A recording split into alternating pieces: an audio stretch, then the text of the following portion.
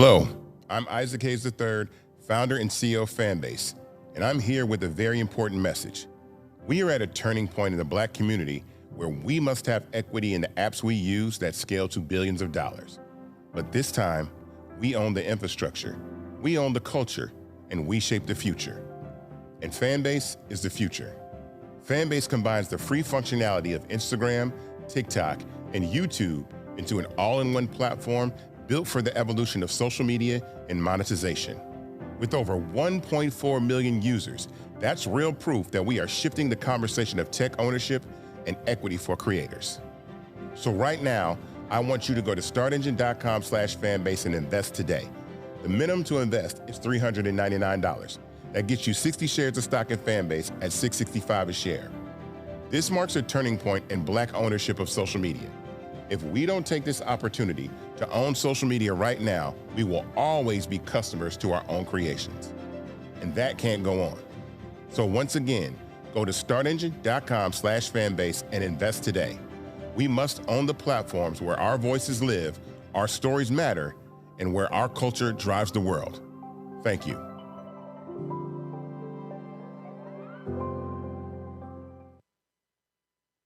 Folks, Black Star Network is here. Hold no punches. I'm real revolutionary right now. Black power. Support this man, Black media. He makes sure that our stories are told.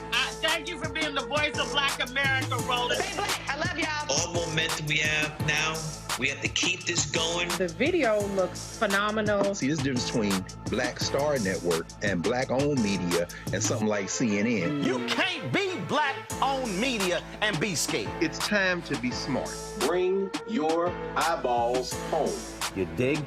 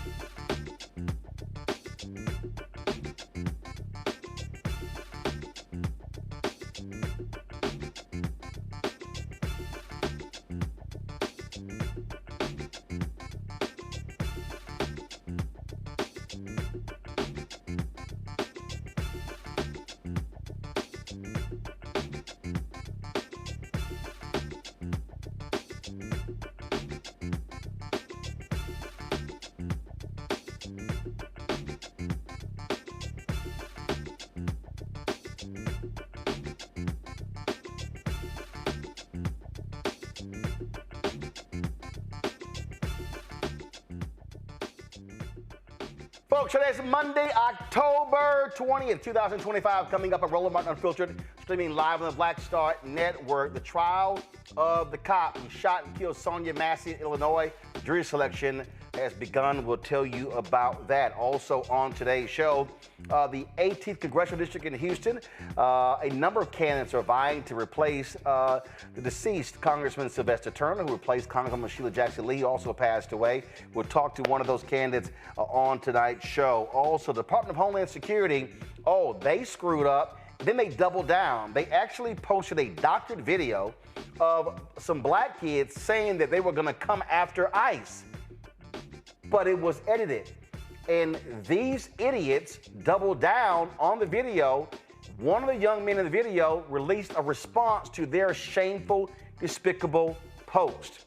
Speaking of shameful, despicable post, another Donald Trump appointee shows how racist he is. Wait until we show you what the person who's supposed to be in charge of ethics, what he had to say about Reverend Dr. Martin Luther King Jr.'s holiday, and also black people, plus him being a Nazi. He actually said that, y'all. Also, Stephen A. Smith continues to run his mouth and get stuff wrong when he talks about Congresswoman Jasmine Crockett. I dealt with this a week ago. Looks like I gotta do it again. And also, Fit, Live, Win. We'll talk about the issue of breast cancer. What's going on with young black women? More and more 35 and under are being diagnosed with breast cancer. It's a lot we're gonna break down. It's time to bring the funk. I'm Roland Martin Unfiltered on the Black Star Network. Let's go. He's got it. Whatever the biz, he's on it. Whatever it is, he's got the scoop, the fact, the find. And when it breaks, he's right on time and it's rolling. Best believe he's knowing. Putting it down from sports to news to politics. With entertainment just for kicks, he's rolling. It's on go, roll, y'all. It's Roland Martin, rolling with Roland now. He's funk, he's fresh, he's real, the best, you know he's Roland Martin now.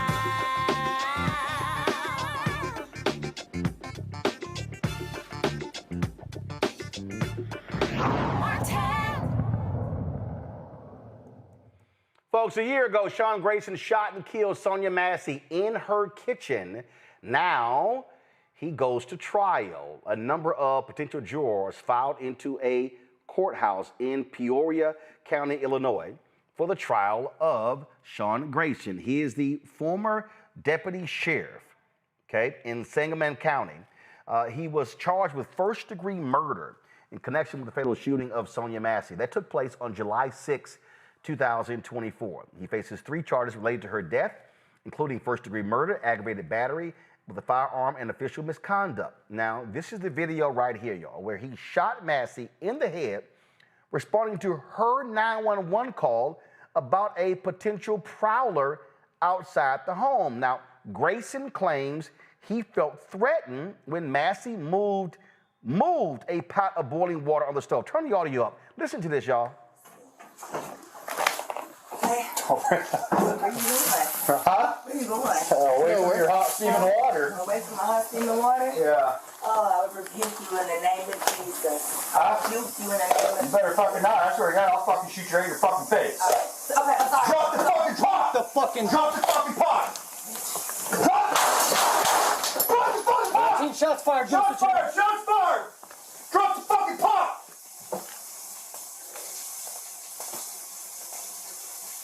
Bring EMS now. We got a headshot wound to the... Following the shooting, Grayson was terminated by the sheriff's office. We also found out that he had been fired from another police agency. In February, Massey's family reached a multi-million-dollar settlement with the county with regards to her death. The trial is taking place in Peoria after it was moved from Sangamon County due to extensive media coverage. Now, you watch that video, and I can't wait to this. When you have cross-examination, we don't know if he's going to testify. He wasn't even near her.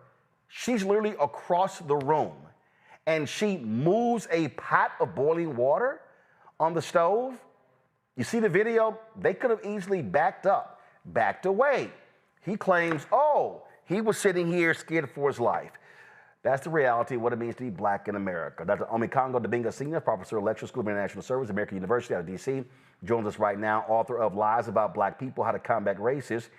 Also, Ashley Demi joins us out of Washington, D.C., and we got another guest we'll be waiting to hook up with. So, Omikongo, I don't understand at all. This, again, anybody, you watch this video, it is ludicrous for him to say, oh, my life was in danger because she was standing across from the room with a pot of water.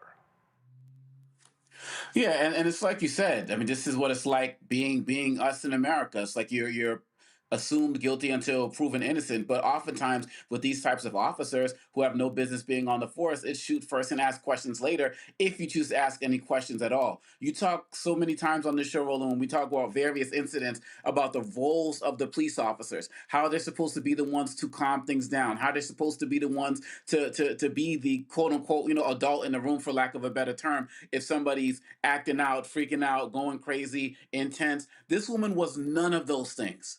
This woman was none of those things, and Massey made the call. And so, and the fact that this man has worked at other places before, this is one of the reasons why we fought so hard to make sure that we have national registry of these officers, because this shouldn't have been a job he shouldn't have had an opportunity to have the second time. Her family did not deserve that. Our community did not deserve that. And this is just another example of these officers coming in cowboy style, feeling like they just have the opportunity and the ability to do anything. And this is what Trump talked about when he's like, law enforcement can just run wild. And this is an example. We've seen this many times before. Trump has said that, of course, but this is the latest example of that. My thoughts and prayers and any other support we can provide to this family is necessary, but something has to be done to these cops, because especially under Trump now, they're feeling more emboldened to do things like this, and her family and our community deserve better. Ashley?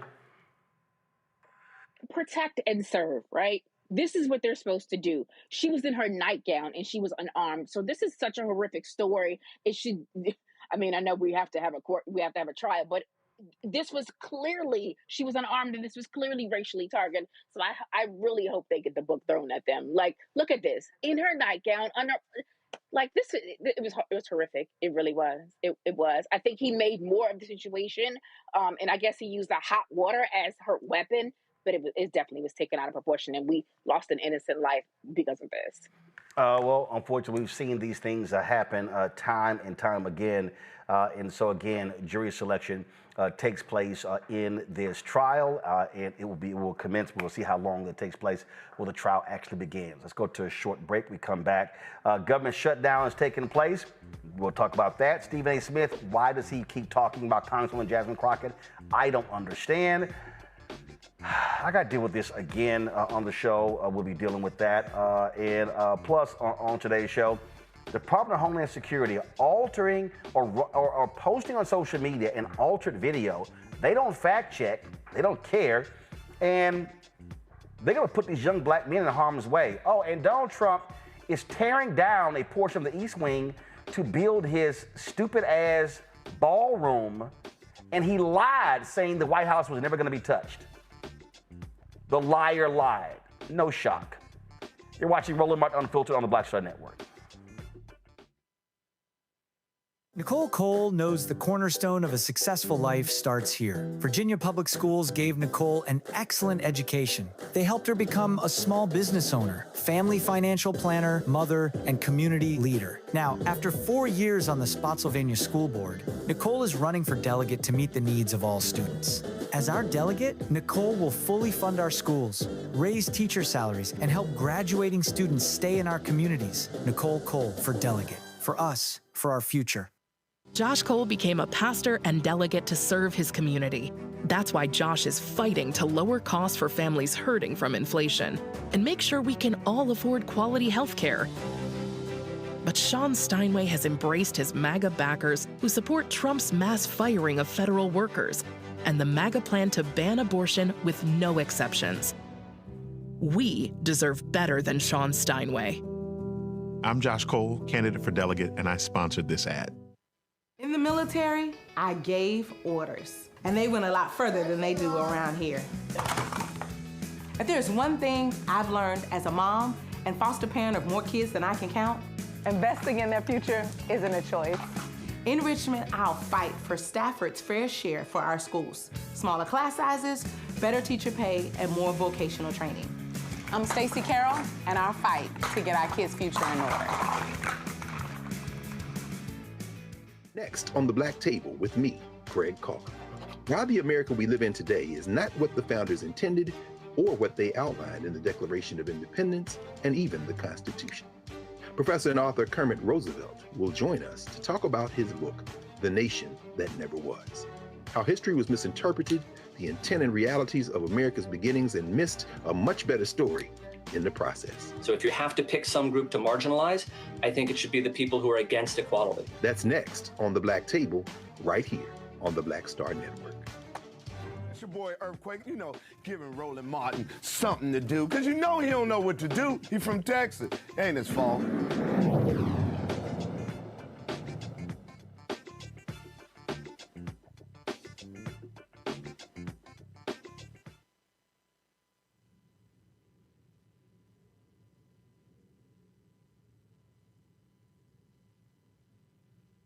All right, folks, this is a live look of the United States Senate where they are going to be voting for the 11th time on a bill that would reopen the government until November 21st. That's right, military pay has once again become a focal point as Republican Senate Majority Leader John Thune aims to pressure Democrats to support the Trump-backed measure, which is part of the GOP's strict shutdown strategy. Now, the House, they're out of session again. Do y'all understand that the House has literally been out of session 72 of the last 84 days? They've worked 12 days. That's it, 12 days. 12 days. And Speaker Mike Johnson, it's not like he gives a damn. And so he keeps saying, well, no, we're in a pro forma session, and so we're not going to sit here and do any business until Democrats stop, stalling while they reopen the government. But the reality is Democrats are standing firm on the issue of health care, and that's what's going on. And so what you got here is Mike Johnson, of course, who also refuses to seat the duly elected member of Congress from Arizona. Now, he was on ABC This Week on yesterday.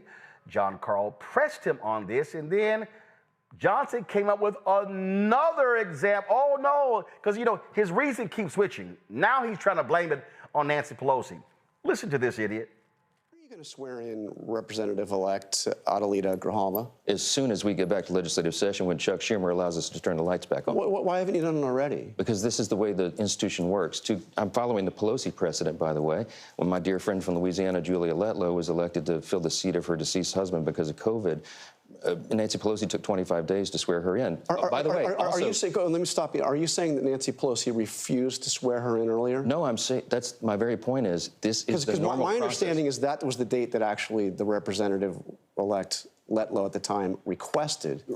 She had obviously her. Okay, here's some more examples. Okay. No, but wait a minute. You mentioned the Pelosi precedent, but Pelosi didn't delay that. Let me give you more of the Pelosi precedent. Okay. And what about the Johnson precedent? Because you swore in two Republicans the day after their election. I'm happy to answer. Pelosi precedent. Pat Ryan, Joe Simpolinski. They were elected during an August recess. So 21 days later, when the House returned to regular legislative session, they were administered the oath. That's what we're doing. We're not in session right now. Rep. Grijalva was elected after the House was out of session. As soon as we return to legislative session, as soon as the Democrats decide to turn the lights back on so we can all get back here, I will administer the oath on the first day. You could swear her in tomorrow, right? No, not tomorrow. No, we couldn't. We wouldn't. There was an exception for 2 Floridians earlier in this Congress, but the reason was they were duly elected, they had a date set, they flew in all their friends and family, and the House went out of session. So if she flies in friends and family, then we don't have a date set. She was elected after. Okay. GPS. Did y'all hear all that line? Did y'all hear the line? So it was, Pelosi did this here. My bad. I'm sorry. I know Pelosi did it, but, okay, I got another example. It was sort of like, let's see. Okay, let me find another one. Find another one. Let me just throw another ball in the air. That's all he's doing. He's lying, y'all. He's lying. Johnson doesn't care. He's lying. And see, and now Republicans want to play this game of, so let's fund the military. So Democrats, we're going to blame you. Well, really? That's because, y'all are mad because the military people are now jumping on your ass because of what you've done.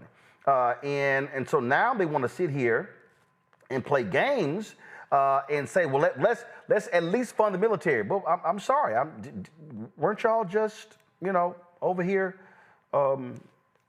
like not wanting to fund? So plus this thing is gonna happen through November 21st. So that's just like, oh, I don't know, 32 days. So what are we actually doing here? Now, you got to remember, this is the same person, Mike Johnson, who got slammed by the wife of a member of the military. He was on C-SPAN, and she called in, she lit his ass up. This is what she said. Republican line, Fort Belvoir, Virginia. Samantha, you're on with Speaker Johnson. Hi, Mr. Johnson. So my question or comments are related to what you said yesterday about not being open to pass any legislation to ensure that military gets paid. I'm sure you can tell by my voice I'm very shaky. Just want you to hear a little bit about my family. I have 2 medically fragile children. I have a husband who actively serves this country. He suffers from PTSD from his 2 tours in Afghanistan. If we see a lapse in pay come the 15th, my children do not get to get the medication that's needed for them to live their life because we live paycheck to paycheck. I heard you earlier say that you side with President Trump on anything that he says. Well, I just read an article this morning that said he absolutely wholeheartedly believes that there needs to be legislation put in so that we do not miss a paycheck. You have the power to do that. And as a Republican, I'm very disappointed in my party, and I'm very disappointed in you because you do have the power to call the House back. You did that, or you refused to do that just for a show. I am begging you to pass this legislation. My kids could die.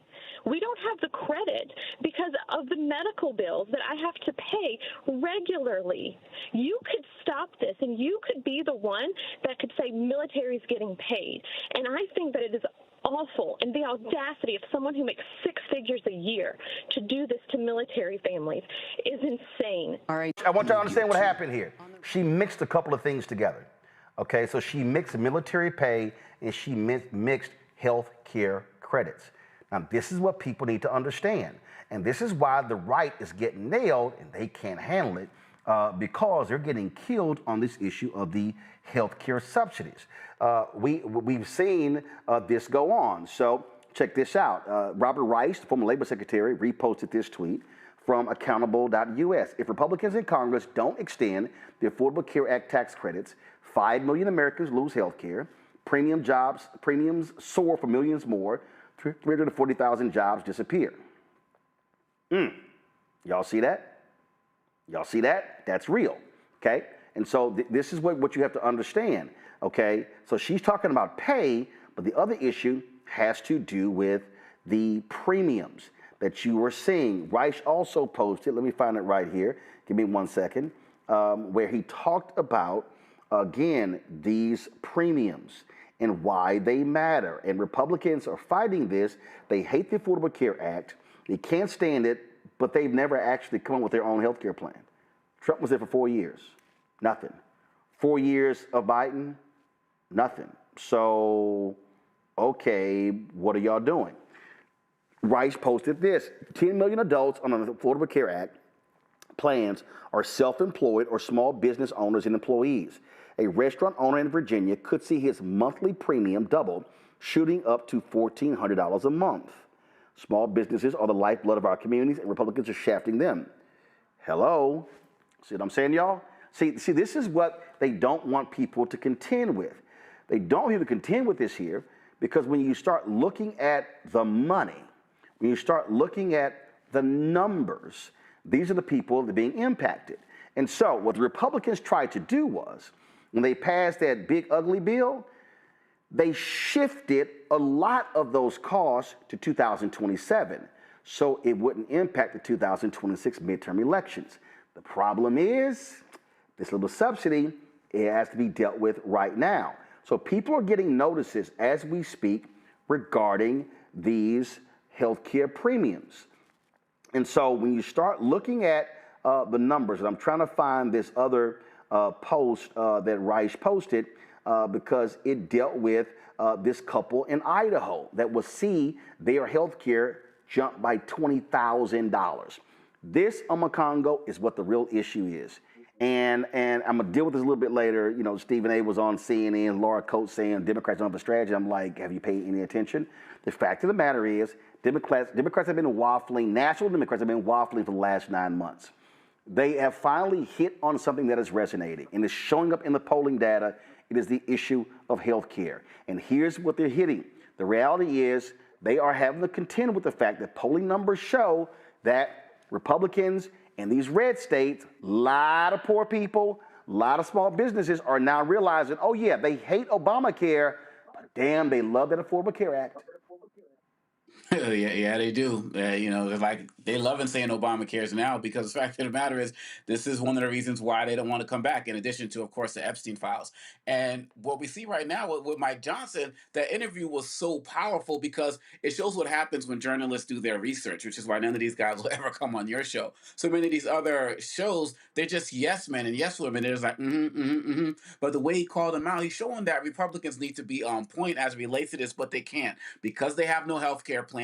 And they just are so anti-Obama anything. And the fact that the Democrats have finally found their message and are sticking with it. You know, one of the talking points that the Republicans had was that the Democrats were going to agree to open up the government right after the No Kings rally ended. But yet here we are again into day 20 of the shutdown. And so the Democrats do have a strategy. Trump got over on saying waste, fraud, and abuse. They had their phrases, they had their catchphrases every single time. And now the Democrats have that as well. And these folks in these red states, you talked about the military and them not getting money or getting, money in a particular roundabout way. Same thing with the farmers, right? Who we've also talked about on this show and who are also pissed off. And even the money that that is supposed to bail them out, they can't even get now because of the shutdown. So if they're going to get something, it's going to take a little bit longer. This healthcare message has to stick. Everybody's talking about Democrats need to run on affordability. Yes, they're running on that, but this healthcare is connected to that because we're going to see so many challenges with our society right now.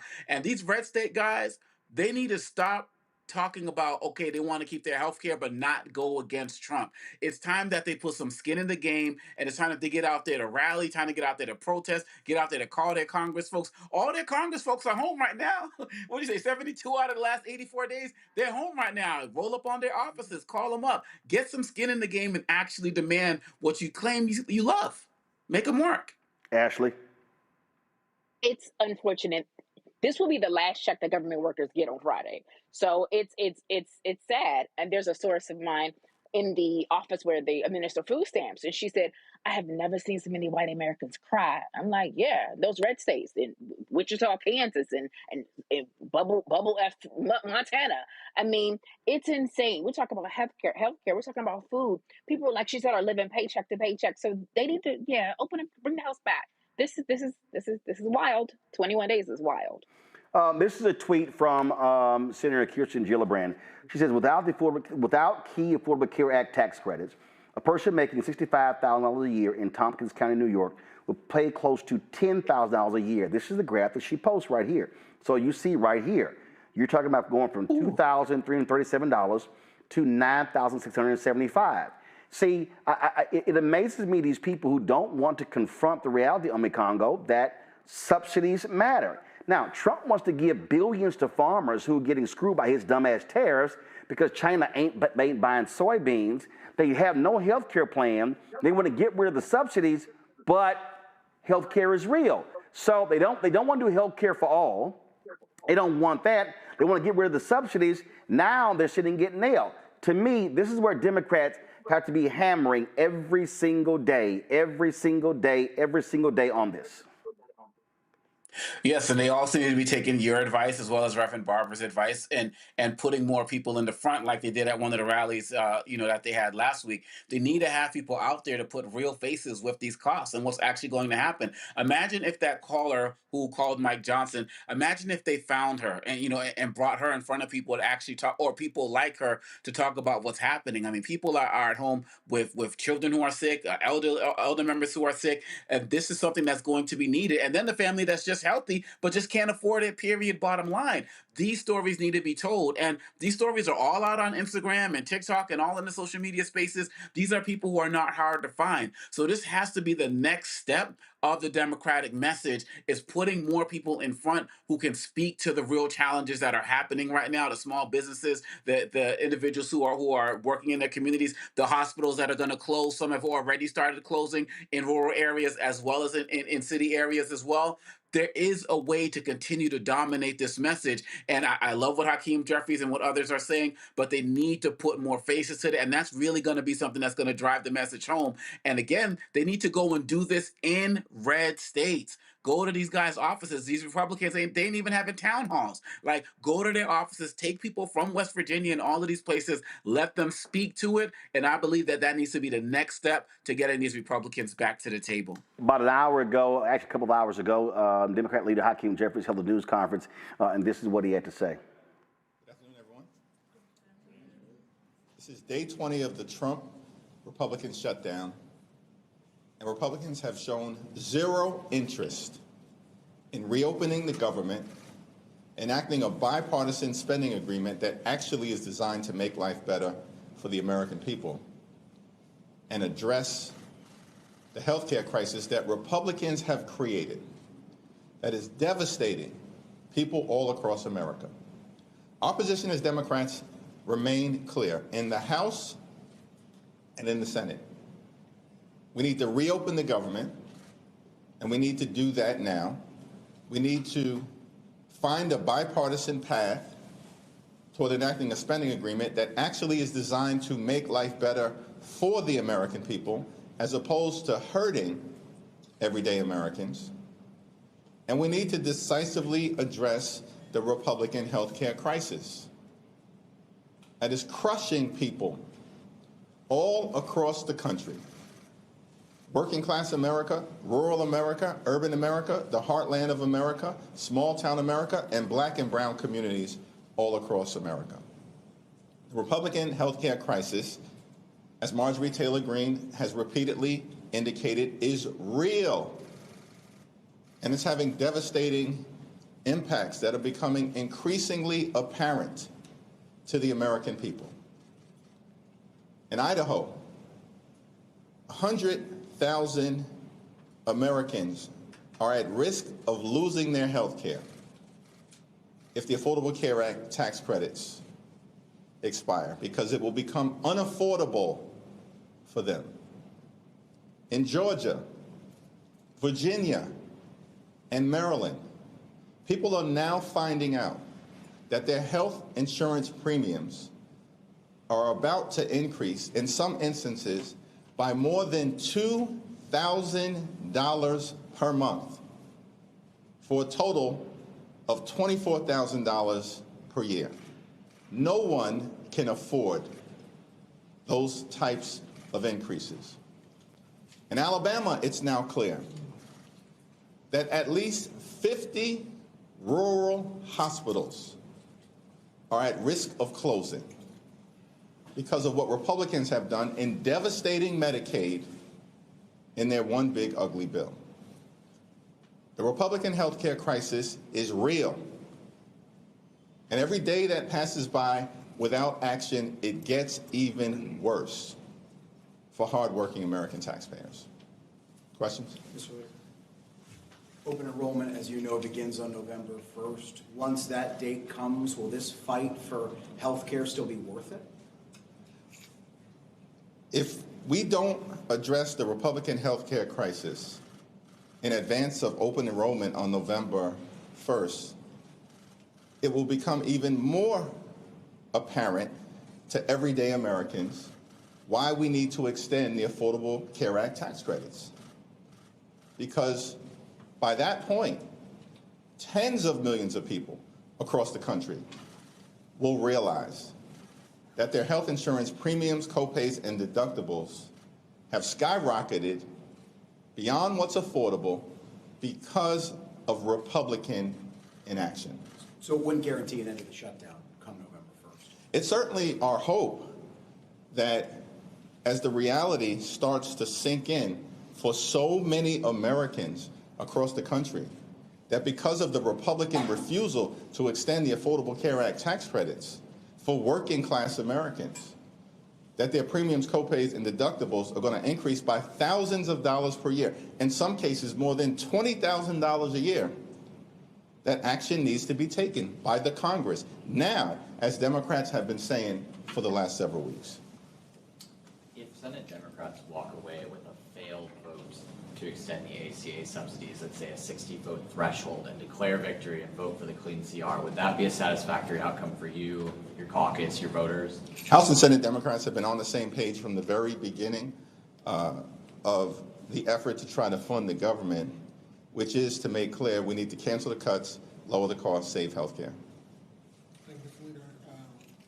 Speaker Johnson held his press conference with Chip Roy, Andy Harris of the Freedom Caucus this morning. He said that Republicans were captive to the left. That's why you and Chuck Schumer were so supportive of the No Kings rally this weekend. I want to kind of get your sense of how do you see the Republican opposition to the ACA subsidies, which is something that the Freedom Caucus is leading on. Can you speak about that dynamic of them framing you all as captive to the left when the Freedom Caucus is kind of leading on their opposition to the extending the ACA subsidies?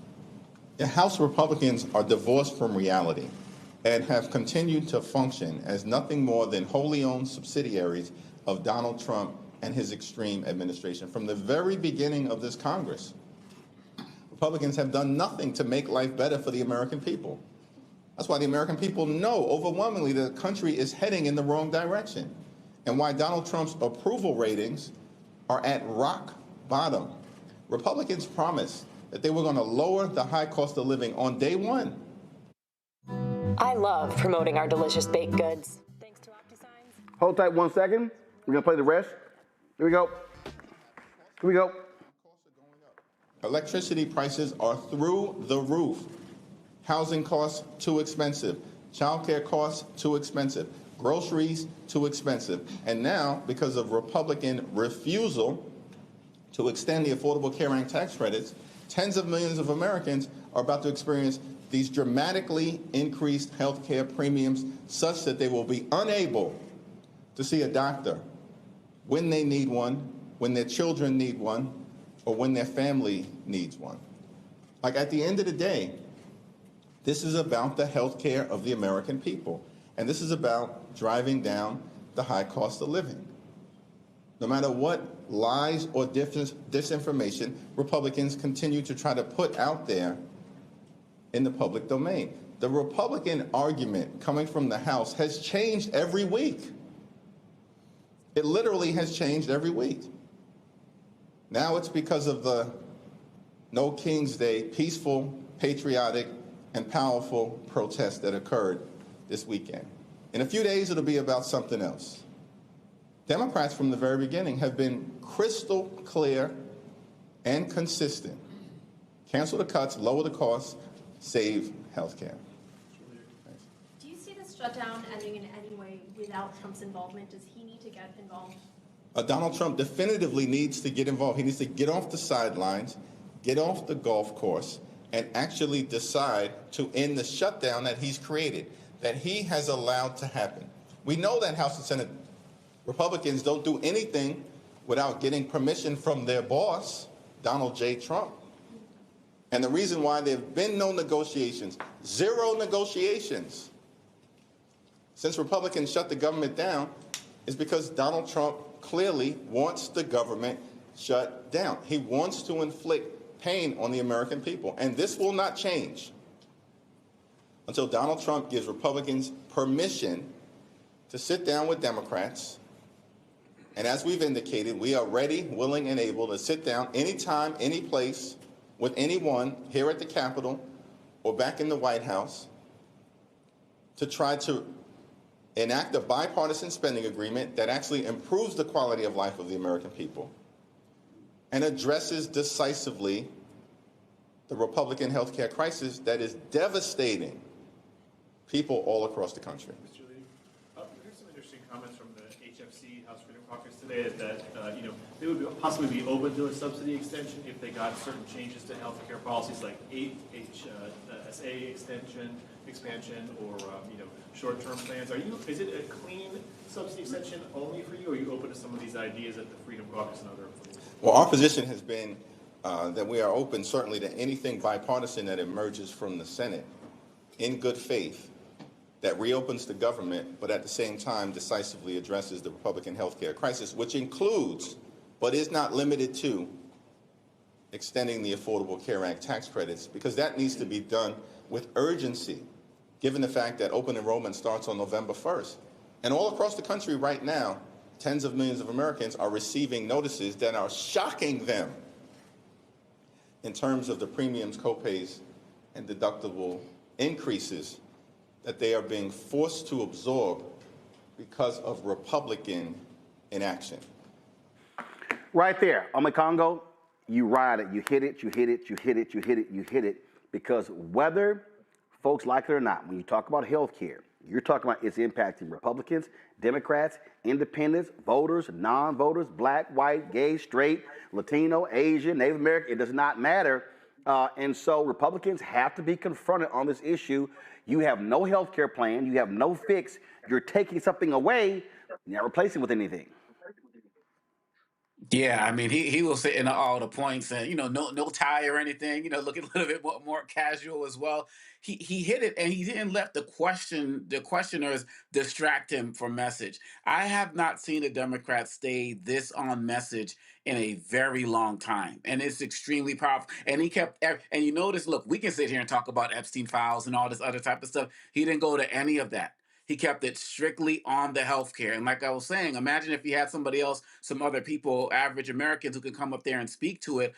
But it's not only the fact that he's driving this point home. All of the Democrats I've heard on the shows over the weekend, the last couple of days and all of that, they're all saying the same thing. And his ability to call out Trump and to make the Republicans look weak, saying y'all can't do anything unless Donald J. Trump gives you permission.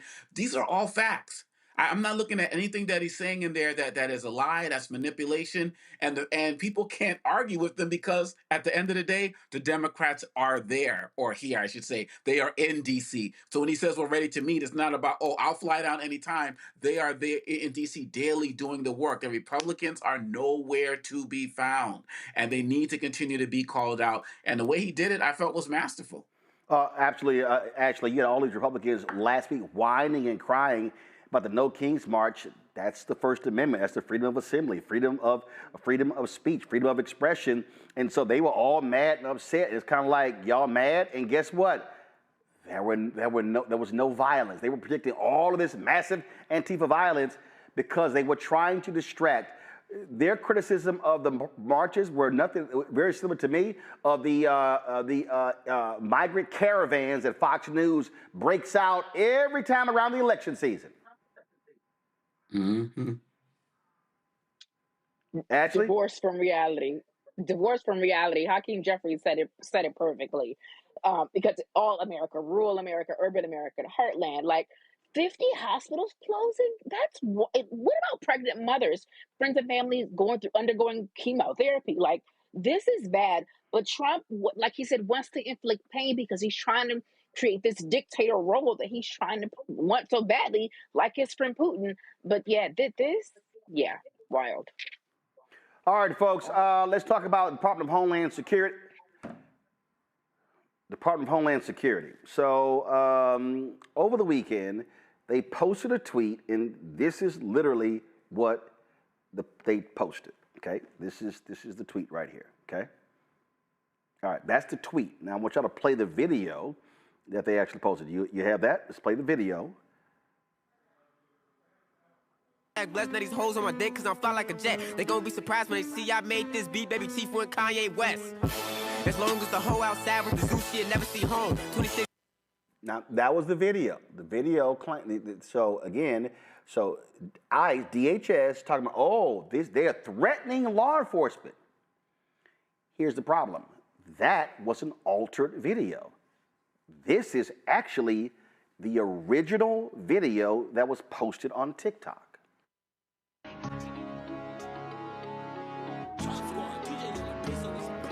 Police steady watching me. Every day they clocking me. Red alert, I'm the dangerous. I keep that Glock on me. And they ain't looking for no trouble. I'm just looking out for me. Cause I done did shit the niggas ain't talking about no rap.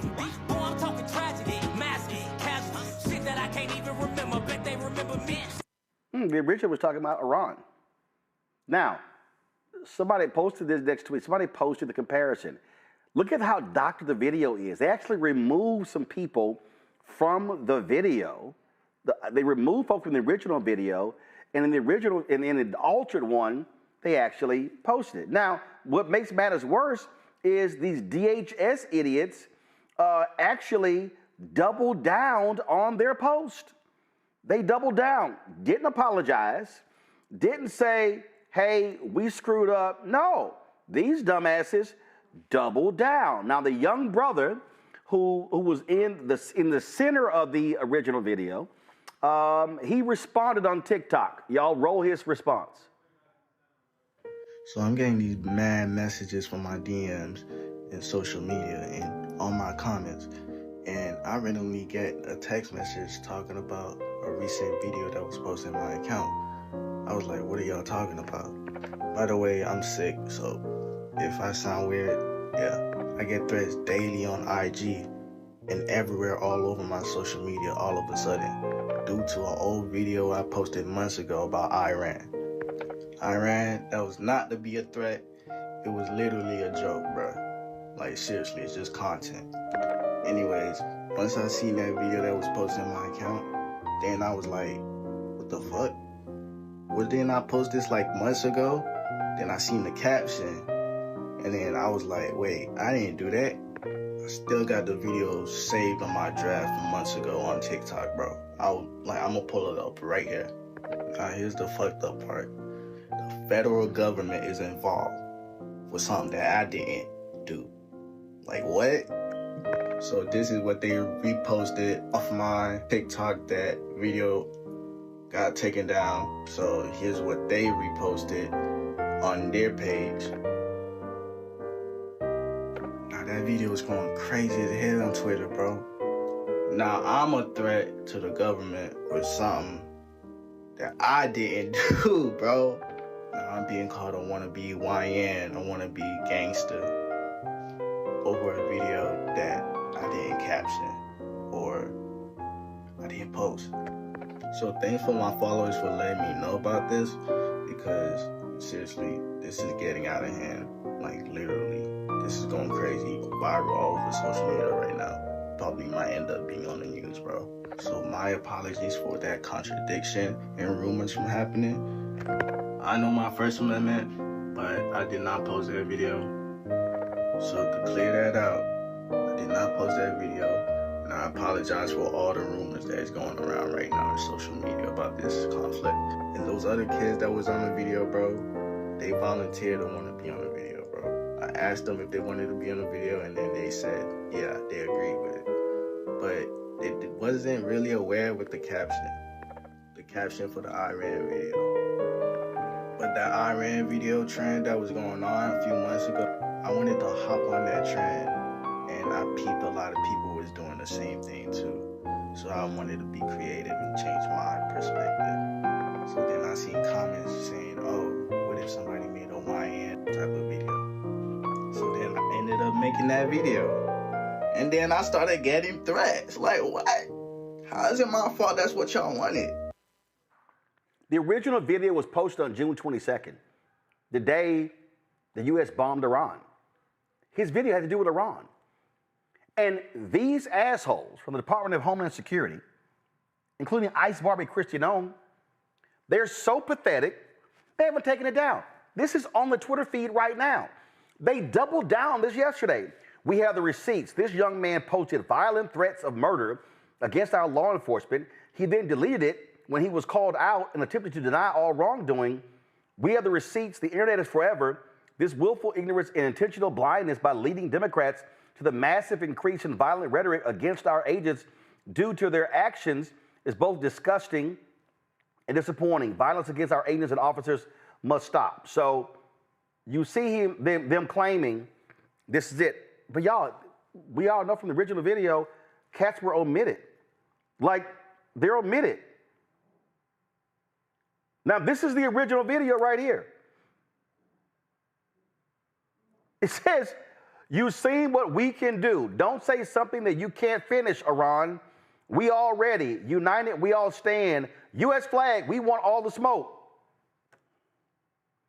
Now, these dumbasses, with ICE go, they actually post this as if they have receipts. But this right here is the doctored video. You see the brother right there in the multicolored shorts, he's gone. You see the brother right there in the tan, he's gone. This is what they do. In Ome Congo, they could put this young brother in danger. I hope there's a lawyer out there that volunteers pro bono to sue DHS on behalf of this young brother for putting his life in danger.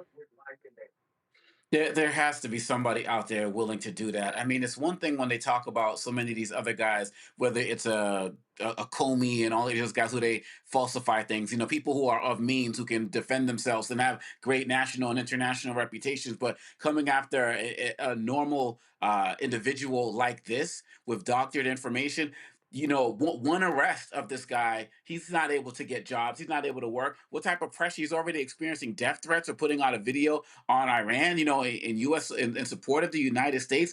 What about his family? When people start showing up at the door, I don't know his age. Is he in school? Like, are they going to start showing up at his school or the other kids' schools? I mean, not only are we dealing with the fact that they are taking these men, these young men who made a video using their art, but now they're making them also look like criminals. So we have the blackmail as thug stereotype, but then on top of that, you're saying these black thugs are coming for ICE. It's absolutely ridiculous. It's cowardly. They won't, and the fact that they won't take it down, they're probably doing more of it, or other people that we don't even know about. And we really haven't seen this story anywhere else, Roland. People need to rally around this man and his community, because I'm very nervous about what's going to happen. And Kristi Noem will have this guy arrested and go on Fox and call this guy a terrorist, Hamas sympathizer that we're not going to tolerate. And this, you can see the fear in his voice. It wasn't just about him being sick, in my opinion, and we need to rally around this. It's disgusting. It's despicable. Like I said, it's one thing to do it to the high-profile John Boltons of the world, which is all, you know, messed up, whether we care about them or not. But now we're going at the young people in the community who are using their art, and you're manipulating it, using AI and all of this other type of stuff to drum up cases. It's despicable, and I do hope this brother gets the representation he's going to need. Ashley? I'm confused. So, how old is he? Where are his parents? This is a very, very serious situation. So to hop on a trend of something like this really wasn't smart to begin with. I get it; they should not come for him, and AI can be tricky. They could have made it. It could have been a completely different situation. There was just an episode on Law and Order, and this teacher went to jail because they altered and put him in the video having considered it rape with a minor. So anytime you put these videos on the internet, they can be turned into anything. So I really think he shouldn't have hopped on the trend anyway. That's my opinion. But now he needs to get a lawyer. Wait. Hey, he's responding to the bombing of Iran. So a bunch of people were doing that. So people do videos all the time. Okay, people can hop on a dance trend, any kind of trend. This is the federal government on a federal government Twitter account finding a doctored video, no verification, no fact check, and then condemning him when he was actually standing in support of the United States. So I'm not going to condemn them for doing a video where they were like, yo, Iran, we want to smoke. But I don't think he's ready. Like you said, you hear fear in his voice. I hear confusion. I don't think he knows the magnitude. Every trend isn't a trend to hop on just because it's a trend. But no. The fear in his voice is because the federal government took an altered video of him and other friends doing a video calling out Iran, and the federal government takes a video where they flipped it to say they want to align with the cartels to go after ICE agents. I'm sorry, the job of the government is to verify what the hell you put out. You don't just run with something you came across. This is an official government Department of Homeland Security account. I'm not chastising the brother. I'm chastising the Department of Homeland Security. I'm chastising both. Why? Why should the young brother get chastised? On the internet. Because anytime you put something on the internet, it no longer belongs to you. We lost our freedom of speech. Look what's going on. No. You can post something on social media and you can still have the integrity of what you said. If somebody alters what you said, that's not on you, that's on them. They should be called out. So what do we say? Okay, so based upon the logic you just gave, I should not post any clips on social media because somebody else may alter it. That makes no sense. CapCut now has a disclaimer. The minute you use this, this belongs to us. We will do what we want. Okay, no. You missed what I just said. What you're saying is, I got 1.5 million on the file. I got 1.5 million on Facebook, almost 800,000 on Instagram, 700,000 plus on Twitter, 100,000 on TikTok. Got Snapchat. Got Fanbase, Spoutable, Spill, LinkedIn, YouTube. So the point here, using your logic, I should not post anything on social because somebody else might take it, edit it to make it be completely different than what I said, and I'm at fault because of what they did. That makes no sense. I'm saying when you post anything on Instagram, be mindful of the repercussions that you may suffer, period. Okay, but this is a federal government agency. Ashley. Okay, Ashley. Okay, Ashley. So do you post on social? Okay, so if the federal government, if somebody took one of your posts and completely changed it to say, Ashley said, let's go kill ICE agents, and the federal government posted on their Twitter account, and somebody says, well, Ashley, it's your fault too because you posted it.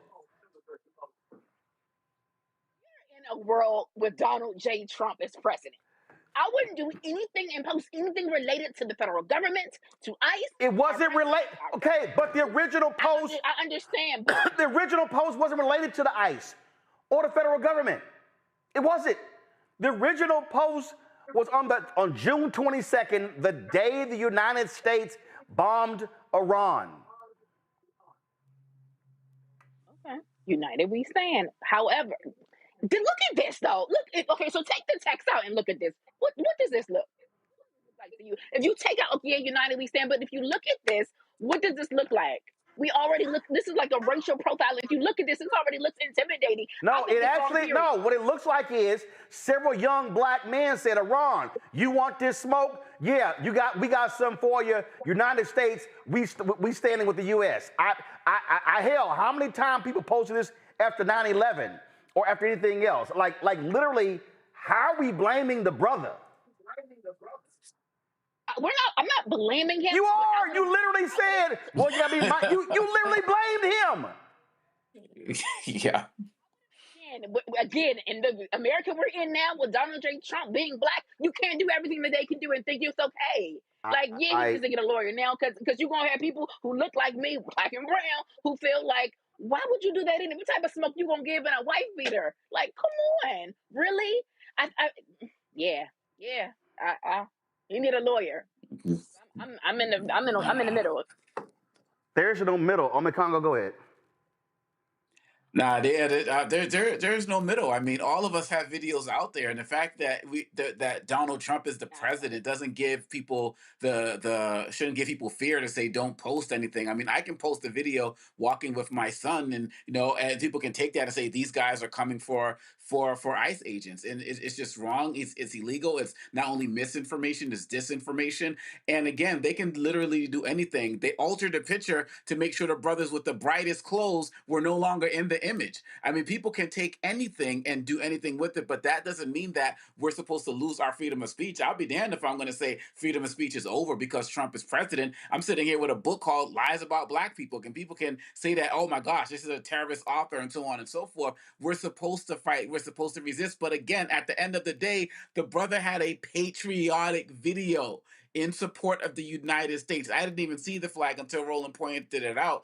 He is not to blame for his artistic expression. And you say that, you know, they could do it to anybody. They are doing these types of things to all different types of people. But if that's the case, every rap video needs to be taken off right now. Every video that's out there needs to go because it can also be altered. We can't live like that. And this brother made this in June, like in June. What have people been making since? I posted like 3 videos today. Any one of them could be turned into some type of anti-ICE video. We're supposed to be able to speak our minds. We're supposed to have freedom of speech. And when people aren't even intentionally targeting the government and being made to look like they are, that's lawsuit worthy, and that has nothing to do with that brother. And to make matters worse, they have had numerous people respond to them, and Donald Trump's Department of Homeland Security doubled down saying, we have the receipts. You got the receipts off of a doctored video and not the original. That's what these folks are. All right, let me go to a break. We come back. Another racist Donald Trump wants in his administration, but Politico dropped some text that he said some, let's just say, awful things about black people, and he said how he identifies as a Nazi. Yeah, we'll discuss that next. And Stephen A. continues to run his mouth about Congresswoman Jasmine Crockett, but why does he keep getting his facts wrong? Yeah, it's time for a fact check. Folks, you're watching Roll Up Unfiltered on the Black Star Network. Support the work that we do. Join our Bring the Funk fan club. The goal is very simple. Get 20,000 of our fans contributing on average $50 each a year. $4.19 a month, 13 cents a day. If you want to support the work that we do, please join our fan club. The goal is to raise $1 million between now and the end of the year. Of course, to celebrate our 7th anniversary. Come on, show it. Come on, let's go. Thank you very much. Stripe QR code. You see it right there. If you want to give via Cash App, use that QR code.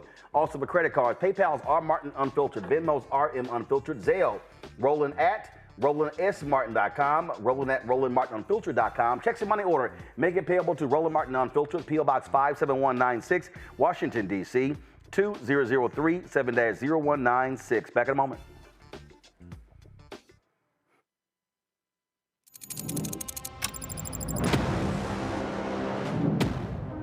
Afrotech, it's a lot of beauty, a lot of brilliance, a lot of intellect, a lot of innovation. Companies that are most diverse are more profitable. We're getting culture, we're getting community, we're getting the best of the best. And not only are we here to greet each other, but we're here to network and to elevate each other. Everybody from all the major tech companies here, and that means that now everybody's in the same domain.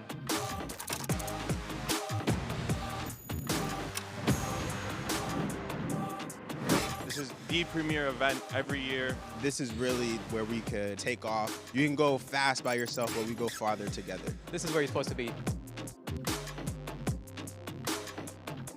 As a pastor, I hear a lot about trips to the doctor, bills piling up, jobs being lost. So as your delegate, I went to work writing laws that protect families, helping parents care for their disabled children, capping insulin costs, lowering prescription prices, and investing in our police and schools. I'm Josh Cole, and as your delegate, I'm working to keep us strong and safe. Hey, what's up, everybody? It's Godfrey, the funniest dude on the planet. And you're watching Roland Martin Unfiltered.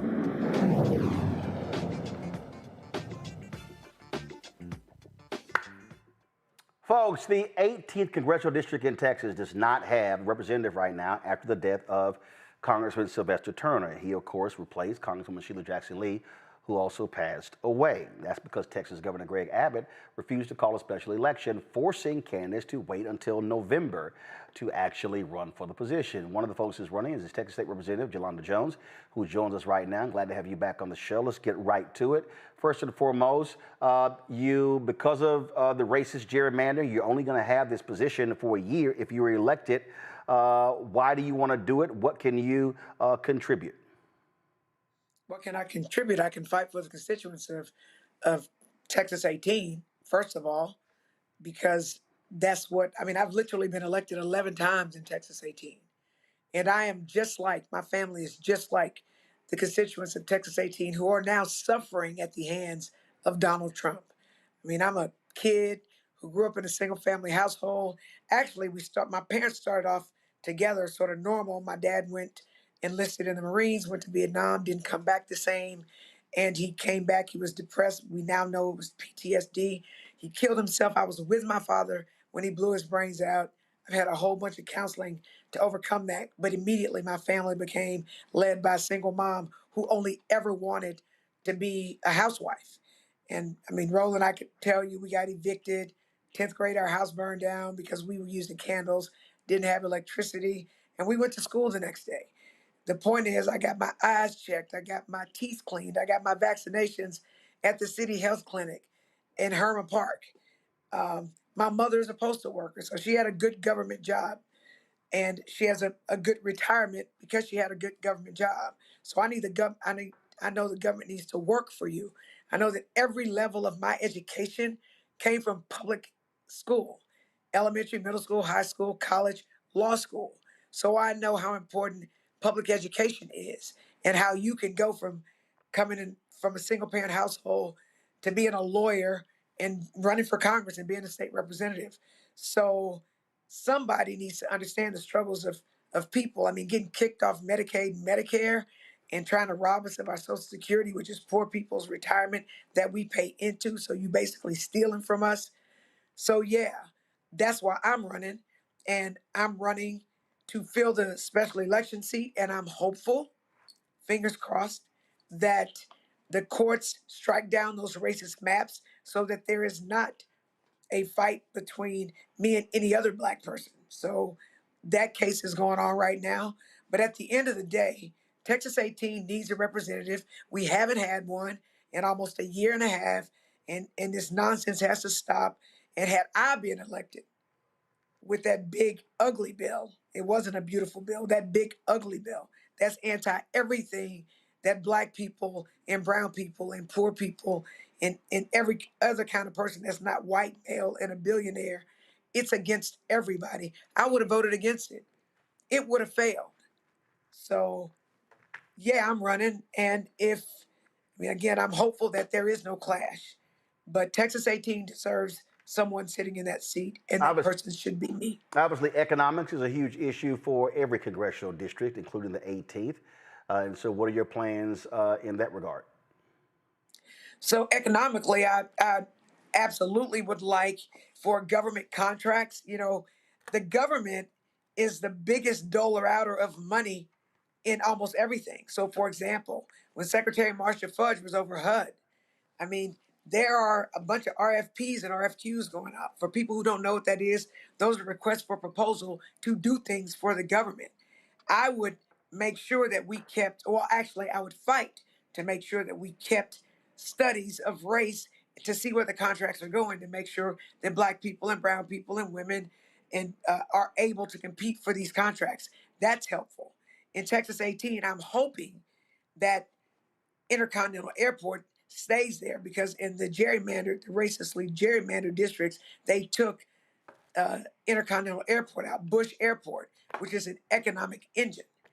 So those are the kinds of things that I will be doing. I will be meeting regularly with businesses who want to do business with the government and let them know what RFPs and RFQs are out there so that they can compete for government contracts. If they have to start off as subs, I'm going to put them in contact with primes. And if they want to compete to be the prime, I want to help them with that. So I want to help them build capacity. Those are the kind of things I'll do as it relates to business in Texas 18. A lot of people have no clue how government works. Republicans control the House. You're used to that in Texas. So explain to people how, as a Democrat, I'm going to deal with Stephen A., his comments about Jasmine Crockett in a moment, but explain to people how politics works, even though Republicans may be in charge, how you actually get things for your district, even though they hold the power. So let me talk about what happened in the state legislature really quickly, because it's sort of analogous in that it is majoritarily Republican. In the Texas House, there are 88 Republicans and 62 Democrats. To pass anything, you have to have 76. You have to have half of the 150 of us. And so if we only have 62, I literally have to go find 14 Republicans who were willing to vote with Democrats. And I did that. In the Senate, there are 20 Republicans and 11 Democrats, which means that I'd have to go find 5 senators who are willing to vote with Democrats in order to get any of my bills passed. I was able to get 3 bills on the governor's desk. Now, was I like, I mean, these are people who, when I first filed my bills, were against my bills because I'm a Democrat, right? But so it required me to go talk to people who I didn't have a lot in common with and explain to them why my bills were not quote unquote Democrat bills, why they were bills that were best for Texans. So, for example, one of my bills was to get actually innocent people out of jail. That's not Democrat or Republican. That's get innocent people out of jail. I got Joan Huffman, who was a right-wing Republican, to carry that bill because I helped her understand why if you have innocent people in jail, you're hurting Texas. Another bill that I got passed was putting local civics. Another bill that I got passed was putting local civics in schools. So I want for kids when they graduate from high school to be informed voters. And I don't want for them to go complaining to city council when they're mad at the school board. They need to know who the different governmental, quasi-governmental entities are so that they can be mad at the right person. The governor actually signed that bill back to my get actually innocent people out of jail bill. The governor, in his veto statement of that bill, said it was a common sense bill. But that was really in punishment for me not voting for a bunch of really anti-everything that we stand for bills. I also got a bill for the Harris County Hospital District, which is where people who are poor go to get their health care. Well, there's a lot of violence there. The patients are getting beat up, and the people who work there are assaulted. And so it was hard to keep people working there, which meant that they couldn't give the health care that they needed, and they were paying a premium for law enforcement there because they'd have to hire police officers with extra jobs. So I got them a law enforcement agency so that patients are no longer going to get beat up and people are going to be safe in their workspaces. So I have been able to work across the aisle. I will do the same thing in Congress. I can tell you I've already been building relationships with members of the CBC.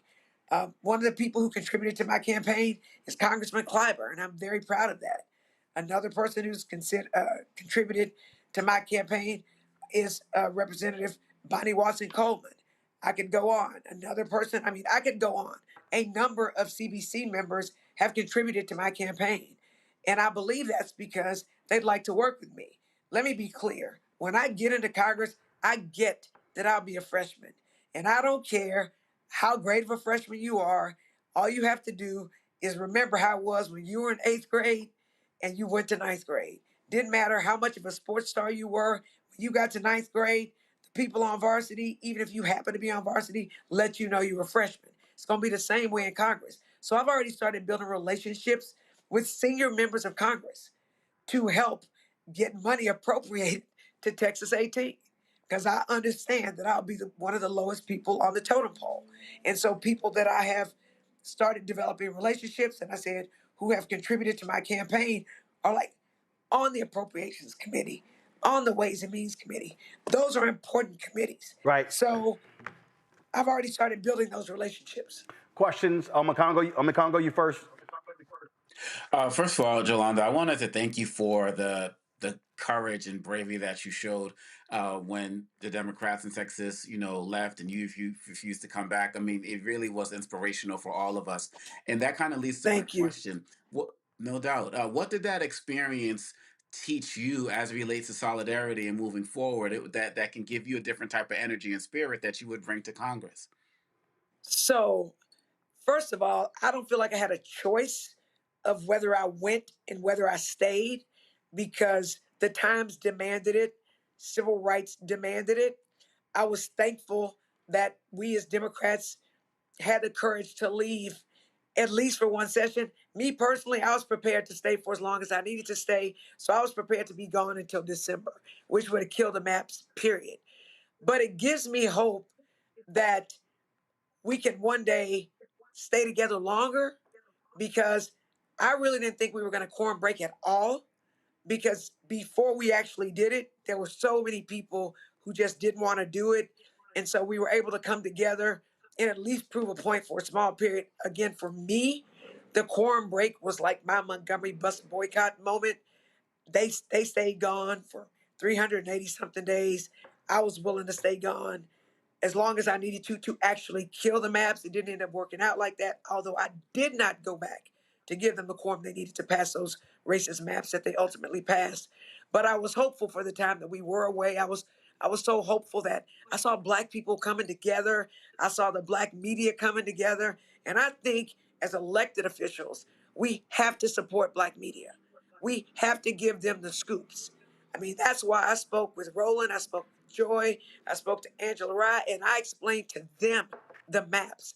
I gave receipts and I explained it because the seats that were stolen were Black seats. And Black faces needed to be the face of the quorum break because they were stealing from us.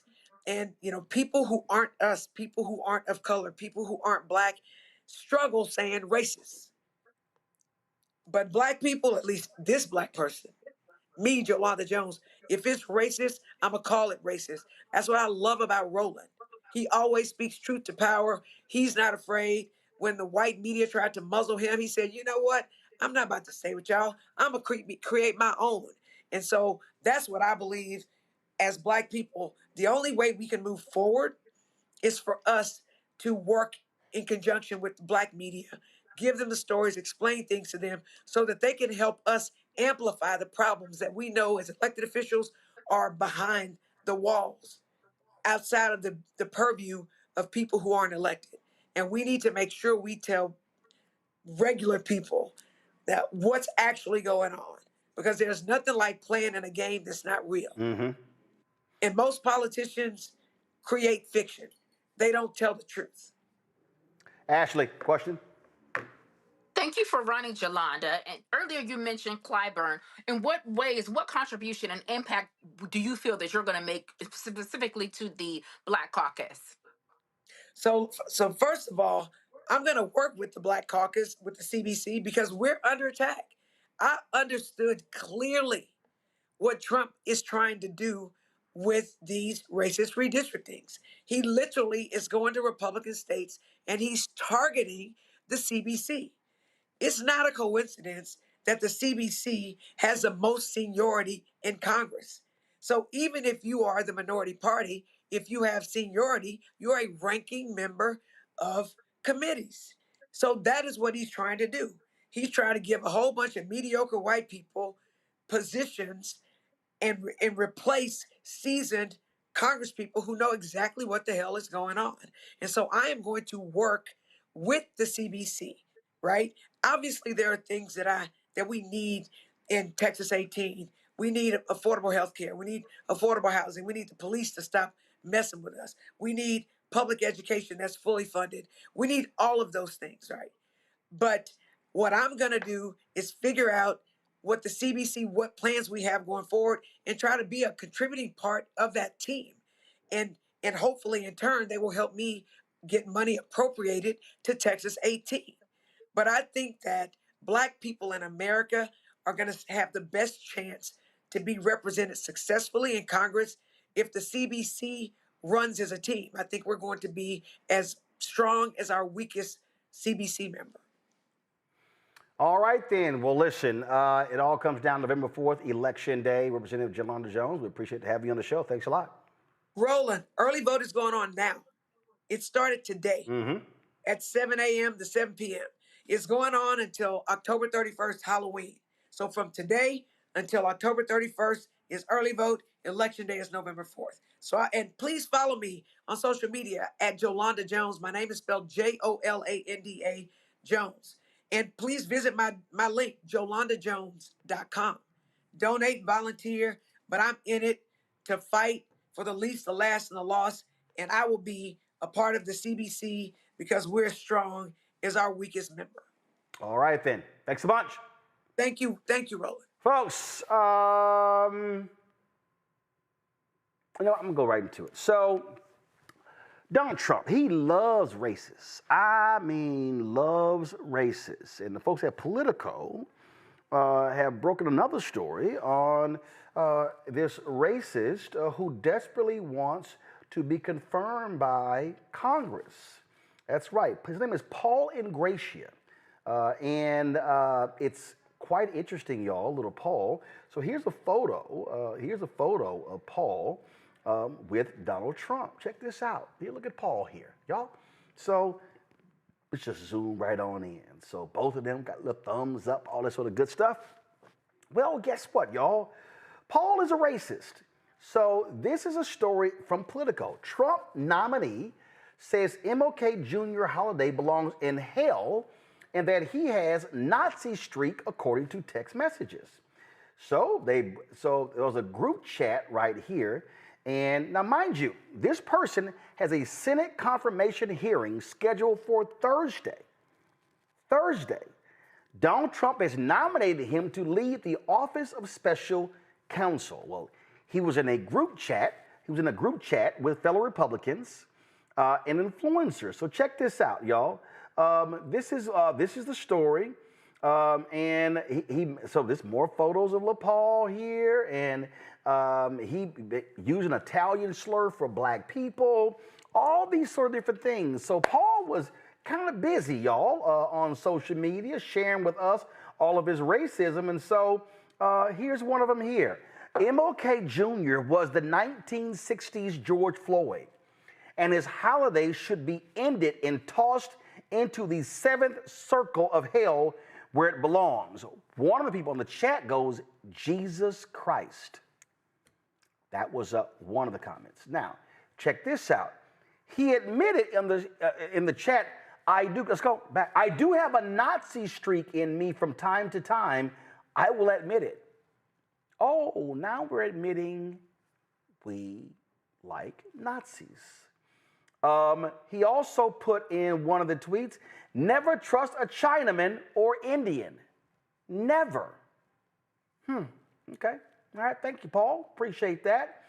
And then he posted, I said we're making Kwanzaa illegal in the next Trump administration. That was the gist of my tweet. No Mulignan holidays. That's the Italian slur for black people. From Kwanzaa to MLK Jr. Day to Black History Month to Juneteenth. Every single one needs to be eviscerated. And this is the person that Donald Trump wants to lead the Office of Special Counsel. That racist. Oh, look at Paul. So, Ashley, how do you think his Senate hearing is going to go on Thursday? This is going to be interesting. Never trust a Chinaman. Like, this is all levels of racism at its best, and it's interesting that they can say whatever they want. So we can't. So this race is going to be very interesting. I would definitely be glued into this because it's just like they can get away with everything and say what they want. I don't think that's going to fly, Ome Congo. Don't be surprised if Trump has to pull his name, because I don't see Republicans defending that level of racism, especially the Nazi streak. I think that's going to be interesting. I mean, at the end of the day, they didn't confirm Ed Martin. But the challenge with that is that people like Ed Martin still get positions within the government if Trump likes you. So I think it would be great to see the Senate, stand up. I mean, they put so many other horrible appointees in office. It's disgusting. But it would be great to see them stand up to him. But this is one of the guys that J.D. Vance will call, just kids being kids. I mean, the man is 30 years old. And so it seems like as it relates to Trump, like, being a racist, being somebody who has some type of sexual assault or case of harassment case, like, these are resume builders for Trump. So the way that these guys keep finding their way to the top, it's absolutely ridiculous. But I do feel like at some point, these guys in the Senate are going to have another breaking point, as they had Ed Martin. And I believe that this has to be the guy. Now, if this political chat stuff didn't come out, I feel like there's still enough out there on him that people would have known. So the fact that he got this far is problematic. But yeah, if this happens, Roland, wow. But yeah, I'm with y'all. I can't see it happening. Folks, one more thing before I go to the break, and that is, if you want to talk about how shameful and despicable Donald Trump is. Y'all remember when they announced that, they were going to be building this new ballroom on the grounds of the White House. And Donald Trump said that we're not going to be touching the White House. This is the renderings that they actually released, showing this ballroom that's going to be 3 times as large as the East Room, and it can accommodate 650 people, and it's going to cost $200 to $250 million. And they released this here, what it's going to look like on the inside. And he wants a new ballroom similar to the one that he has at Mar-a-Lago, and just, oh my goodness, and how amazing and exciting this is going to be, this whole new ballroom. Now remember, he said it was not going to impact the White House at all. It was not going to impact at all. It's very interesting that he said that, y'all, because when you actually look at this, the Washington Post posted this story that this is what the east side of the White House looks like right now. Oh, whoa! Wow. He said, "Oh no, we're not going to touch it at all. We're not going to touch it at all. It's not going to be touched at all." Now, there's also a process because the White House is a historic building. But see, Donald Trump don't give a shit about laws. His whole deal is, I'm going to do whatever. Here's another photo on social media someone posted of the east side of the White House. And there are more. Yes, that's another photo. And so here are just some more photos right here that people posted. Here was a video that somebody posted. Again, y'all, this is the east side of the White House. So again, see, Trump's whole deal is I can do whatever the hell I want to.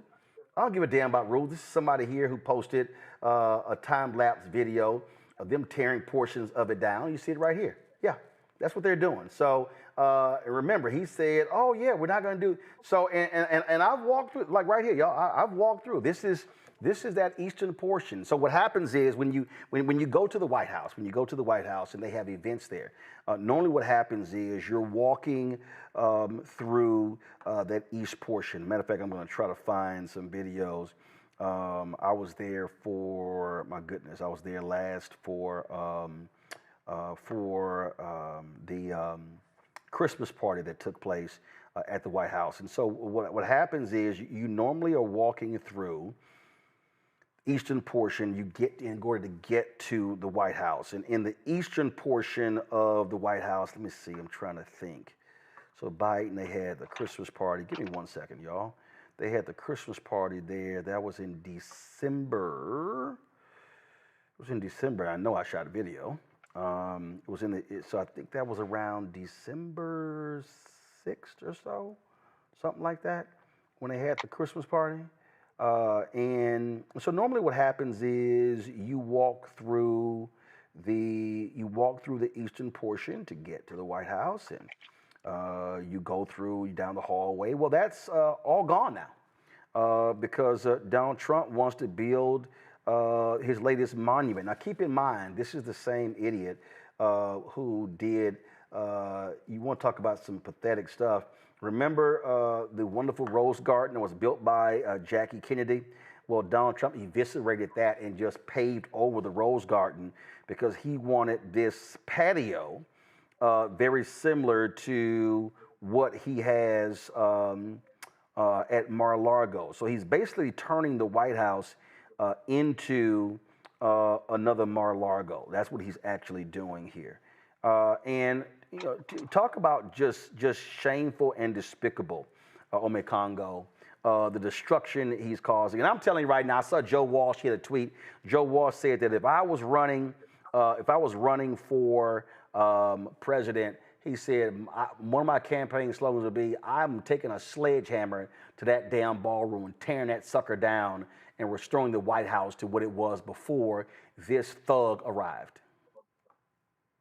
Yeah, and it's one thing to have this president take a hammer to all of our institutions, and it's tragic and it's problematic, and it's all of the descriptors that we use. But to see like basically the physical hammer, being taken to an institution, a physical institution like the White House, and just tear it down, it's just really a reminder of how this man is committed to destroying everything and rebuilding it in his image. And as this man is sending billions to Argentina, as he is taking jets from Qatar, and he's using millions of dollars, people claim they know where it's coming from to rebuild the White House while Americans are struggling in every way, shape, or form imaginable, given like what we just saw with Hakeem Jeffries.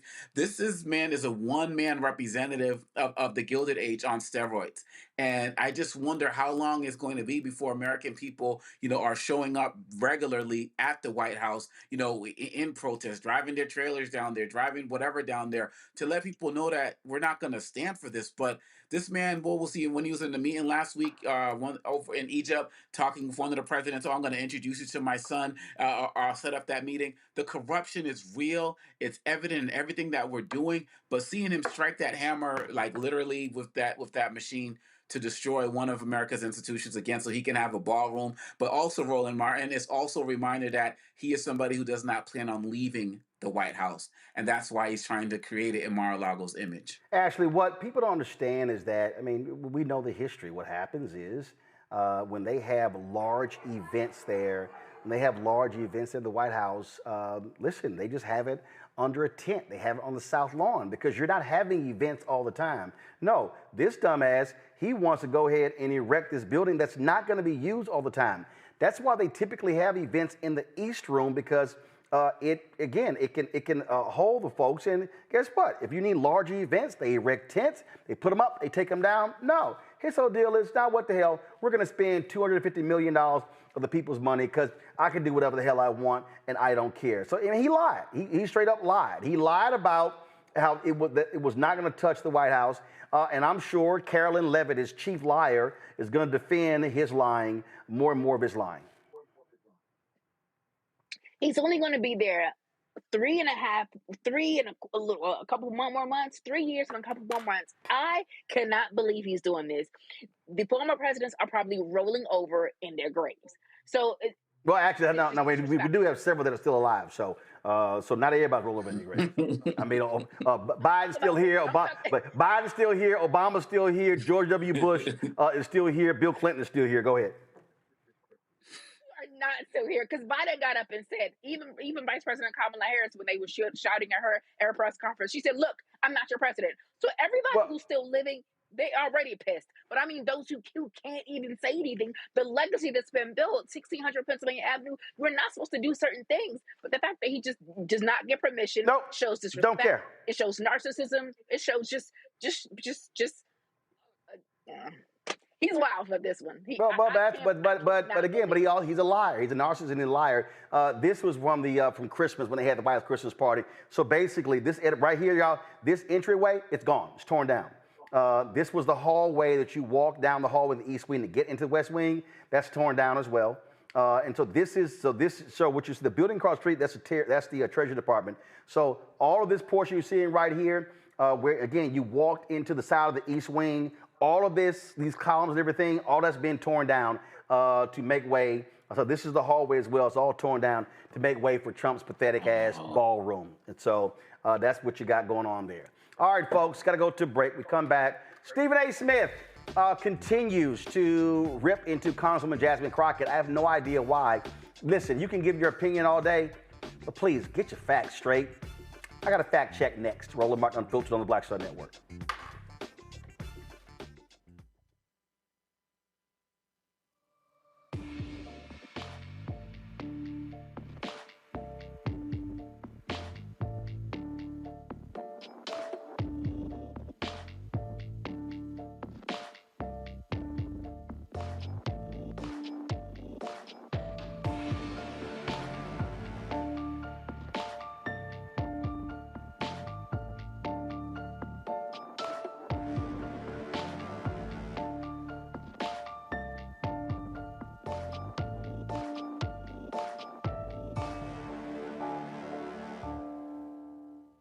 Lil Thompson with winwithblackmen.org. You're watching Roland Martin Unfiltered.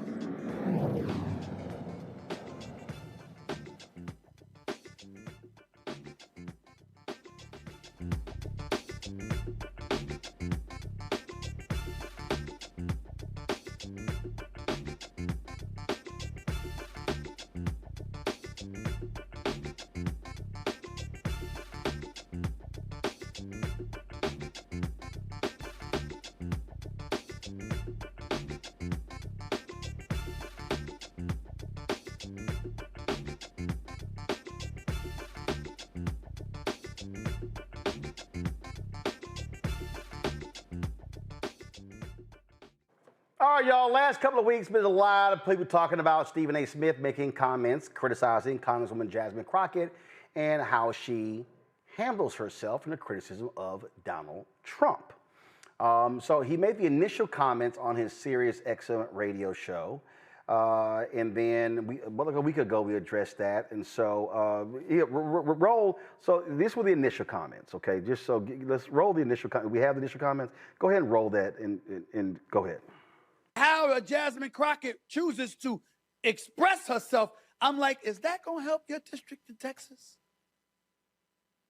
Aren't you there to find a way to get stuff done as opposed to just being an impediment to what Trump wants? How much work goes into that?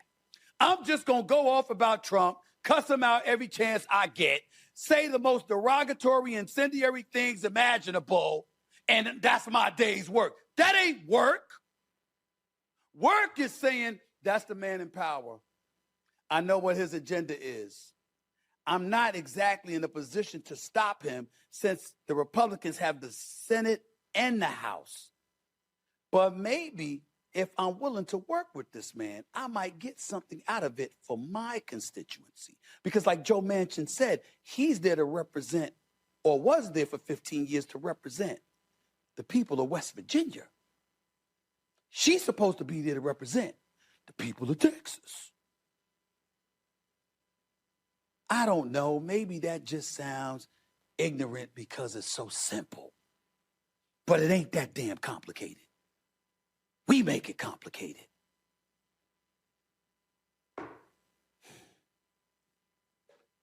Damn, it's frustrating. It really can be. All right, two things Stephen A. said is correct. He says it's not that complicated and it's simple. Yeah, facts are extremely simple. And he doesn't even know any of the facts. He literally has no clue what he's talking about. None. Okay, so a week ago we addressed it. So then the folks at the Pivot, they got their interview with Stephen A. And so then he decided to comment again on Congresswoman Jasmine Crockett. You know, the other day, because they said I was insulting Jasmine Crockett. Why you got to call out the sister? Because the sister's the one sounding like that. I know she's intelligent. I know she's accomplished. I know she's smart. That's not what I said. What I said was, that's not how you sounded. You sounded belligerent talking about the president. You're a representative representing the state of Texas in your district in Texas. They didn't send you there for that. They sent you there to find a way to get what you can for us while he's in office, while assisting him getting out of office so you could get somebody in there who's more favorable to my district. Same thing with AOC. Same thing with Eric Swalwell in California. Same thing with any elected official. Your job is not to go there and say, derail the president. I could do that. You're a representative. You're an elected official. You're on Capitol Hill. What are you doing? You're supposed to be working. You cannot be working if all you're saying is, I don't care what he comes up with. I'm not agreeing to it. You can't, listen, you can't figure out what, listen, he's the president. I don't like it. But damn, he gonna be here till 2028. I got 100,000, 200,000, 300,000 constituents to deal with. Let me see what I can get.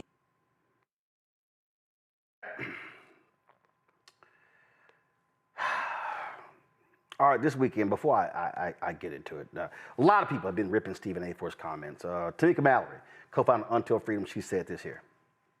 She said, black men have a question. I see a lot of great commentary from many of you on Stephen A. Smith's ignorant statements from time and time again. This time he disrespected a powerful black woman who's putting her life in danger, fighting for us. At what point will you all lead the charge to turn him off? Then Bakari Sellers made some comments, and then Stephen A. took offense to that. And here's just some of what Bakari said. What Bakari Sellers needs to recognize is, why don't you tell what the truth is?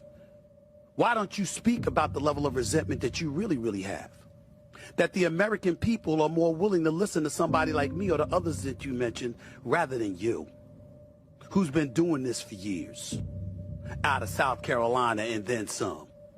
Nobody care what you... So that's a whole bunch of nonsense back and forth. And then I know what it is. I only want to show a little bit. So then Bakari speaks. Usually I ascribe to the notion that you don't roll around with pigs because you both get muddy and the pig likes it, or you never argue with fools because people who are watching can't tell the difference. But I thought it was necessary just for me to respond and be extremely clear about my issue. And Stephen, is this. I utilize words like charlatan because you use your platform, one that you've grown with great success, a very large platform that people listen to. But you use your platform to tear down the people who are actually in our communities doing the work. That is all right, so you can go to social media, you look at Bakhar's full response, okay? See, but I'm not getting to the name calling and getting all this sort of back and forth. I deal in facts. And this is what I've said. I've said this to Stephen A. himself, that Stephen A., you need to deal in facts. If you're going to get out here and start saying stuff, at least be factual. So in the pivot clip, he talked about that Congresswoman Jasmine Crockett was there to represent Texas. No, he's wrong. Congresswoman Jasmine Crockett represents the 30th Congressional District. That's just the district. Now, in the same comment, Stephen A. said that Jasmine Crockett said that Jasmine Crockett represents 100, 200,000, 300,000 people. No, Stephen A., you're wrong. Go to my iPad. This is literally from her site about the Congresswoman. Home to over 750,000 North Texans, Texas's 30th Congressional District is a vibrant community in the heart of the Dallas-Fort Worth Metroplex, featuring both Dallas and Tarrant counties. Stephen A., you said 100, 200, 300,000. No, it's 750,000. Stephen A., if you know anything about politics, you will know that congressional districts are apportioned to be about the same size. There are 435 congressional districts, about similar populations. Some have a little bit more people, some have fewer, but it's about the same. They are apportioned that way for a reason. So then you're wrong. Then you said that, well, you know, all she does is sit here and all she does is just complain about Trump and she's not doing any work, and I don't know what she's doing, and that's what you said, Stephen A. I mean, that's what you said, and it's kind of right here on the website. See, this is why research matters. See, you can pop off and run your mouth and just be loud. And I find it interesting you're criticizing her for the exact same thing that you do on First Take every day. But she also has facts in here. So this is literally right here. It's literally right here. It lays out what she did in the state legislature. It lays out, boom, she was elected as freshman leadership in the 19th. She's appointed the vice-ranking member of the House Oversight Committee. She serves on the House Judiciary Committee. She's appointed the Communications Task Force co-chair for the Democratic Women's Caucus. I mean, it literally lays out what she does. And so then Stephen A. makes this comment about how she's wrong, and she's wrong, and she's wrong about this, and she's just popping off, and that's not what he sent her for. Let me ask you a question, Stephen A. Are you a voter in the 30th Congressional District of Texas? I know who he is, Stephen A. Yep. My homestead in Texas resides in the 30th Congressional District. I am a voter. So when you go on the Pivot and your Sirius XM radio show and CNN and News Nation, and here's the deal, I don't care. Go on all those shows. When you go on all those shows and you say what the voters of the 30th Congressional District did not send Jasmine Crockett to do, how do you know that when you aren't one of them? I am. And the fact of the matter is, Stephen A., the voters of the 3rd Congressional District did send Jasmine Crockett to fight MAGA. We did send Jasmine Crockett to fight for the voters. We did send Jasmine Crockett to fight the agenda. Now it's very interesting when you go on television and you sit here and proclaim what the voters of District 30. Okay, Stephen A., this is a fact. This is the results from the November 2024 election. Jasmine Crockett received 84.9% of the votes cast, Stephen A. Where I come from, Stephen A., that's called a resounding victory. When more than 200,000 votes are cast, more than 239,000 votes are cast, and Crockett got 197,650 of them. So it's pretty arrogant of you to say what the voters of the 30th Congressional District did not send her to do when she's doing exactly what the voters sent her to do. So then, Stephen A., you go on and you start talking about how, how she has to work with Trump. Not really, Stephen A. You love talking about the Constitution. Have you actually read it? I would ask this question of you, Stephen A. Do you know how money is appropriated in the United States? It doesn't start at that building that's 2 blocks from me right now, 1600 Pennsylvania Avenue. Stephen A., let me help you out. The president presents a budget. Congress is under no obligation, Stephen A., to respond to the president's budget. Do you know why? Go to my iPad, Anthony. It is called the Appropriations Clause, Stephen A. In the United States Constitution, Stephen A., it states that anything dealing with money must originate in the U.S. House of Representatives. The U.S. House, not the White House. So when you go on and on and on, talking about how she's got to work with this man, no, she doesn't, Stephen A., because he doesn't appropriate money. The House does. And when a bill passes the House, Stephen A., it goes to the Senate. And then the Senate could very well pass their own bill. And if they do, the Senate and the House go into conference. They have to reconcile the bills. Once they reconcile the bills, the House revotes, the Senate revotes, and if passed, it goes to the president for a signature.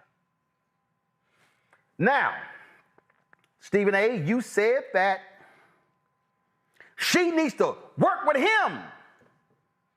You don't know jack about how things work in the House, Stephen A. You said, oh my God, she got to work with him. Okay, that's interesting. Here's an actual letter. See, what I did, Stephen A., was instead of running my mouth, I actually called. I did research. And this is a letter that was sent May 11th, 2023. This was under Biden. And this is a bipartisan effort from between Republicans and Democrats to deal with a particular project in Texas. It's dealing with ARPA H. Look at this. We write to express our strong support in the selection of Texas as ARPA H's customer experience hub, with Pegasus Park in Dallas serving as the site for physical office space. This right here, Stephen A., is a bipartisan effort. Oh, Stephen, do you see that? That's the signature of Jasmine Crockett. On the right side is the signature of Kay Granger, unfortunately, who has dementia now, no longer a member of Congress. See, Stephen A., the reason I'm quite familiar with Kay Granger, because I covered City Hall in Fort Worth when she was the mayor. And so here's an effort where Jasmine Crockett worked with a Republican from Tarrant County, Texas, to secure this project. That's called working across the aisle. Operative word there, Stephen A., is working. You question, she's just there running her mouth. March 6, 2024 press release. Crockett secures $10.4 million for local projects in first package of government funding for fiscal year 2024. Representative Crockett championed funding for 11 projects that would directly benefit Texas's 30th Congressional District under this bill. They include $600,000 for the Bonton Farms Bayer Resource Center, $959,000 for the City of Lancaster for wastewater improvement projects, $500,000 for the University of North Texas at Dallas College of Law, $850,000 for Fair Park First Development for the community park at Fair Park, $850,000 for the City of Grand Prairie for expansion of Lake Ridge Bridge, $1.6 million to the City of DeSoto for Hampton Road redevelopment, $500,000 to Texas Trust for Public Land for Judge Charles R. Rose Community Park, $2.5 million to the City of Dallas for enhancements to the Martin Luther King Jr. Community Center, $850,000 for renovation of Park South Family YMCA, $200,000 for technical improvements at DeSoto Regional Jail, $1 million to the City of Cedar Hill for U.S. Highway 67 Tidwell Bridge and intersection improvements. That, Stephen A., was for fiscal year 2024. Now, I'm sure you're watching, Stephen A., you're probably saying to me, before I go to that one, let me just also add to this. There was another story here. It was a Dallas Morning News story. Let me see if I can pull it up here, where Representative Crockett let me go ahead and give me 1 second, because I do want to show this here. Because again, when you go on podcasts and you claim that all she does is run her mouth and she doesn't do any work, then when you have receipts showing the work, it's kind of like exposes you literally don't know what you're talking about. And there was another where she worked with, I'm gonna look at it this way. Right here, this is March 15, 2024. Crockett already announced $80 million investment to connect Dallas neighborhoods through bipartisan infrastructure law. That was a bill under Biden-Harris. They got $80 million. Now, again, Stephen, you're probably sitting there saying, well, okay, Roland, that's fine because it's under Biden. Well, Stephen, you may not be aware, but that was an appropriation bill that Congress was going to vote for. And Trump ordered them not to vote for it. So what does that mean? That means that the projects that were supposed to happen didn't get funded. So what has happened in 2025? Well, Stephen A., there's a government shutdown right now. Why is there a government shutdown? Because it's a continuing resolution. And a continuing resolution means let's continue to vote to keep things as they are. No new projects. See, one of the things that, again, this is what happens, Stephen A., when you don't know shit about how government works.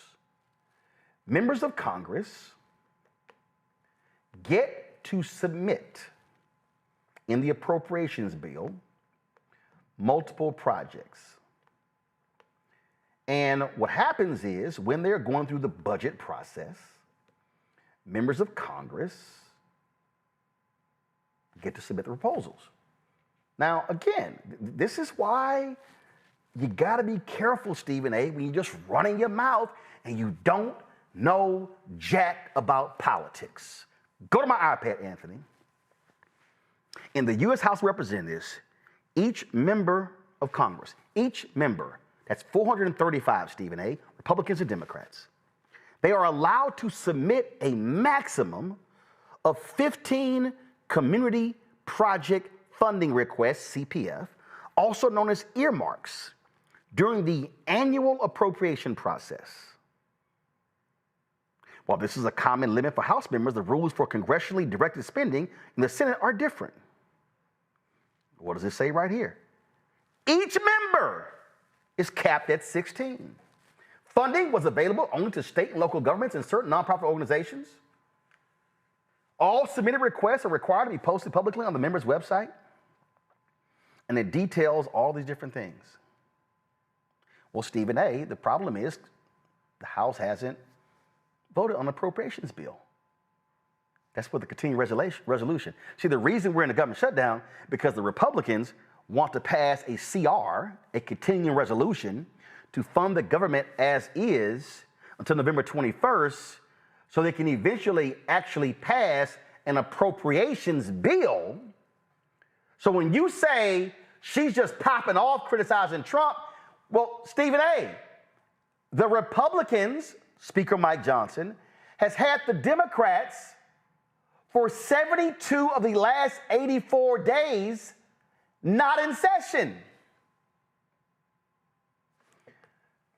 Okay. So when you say, how many bills has the House passed in 2025?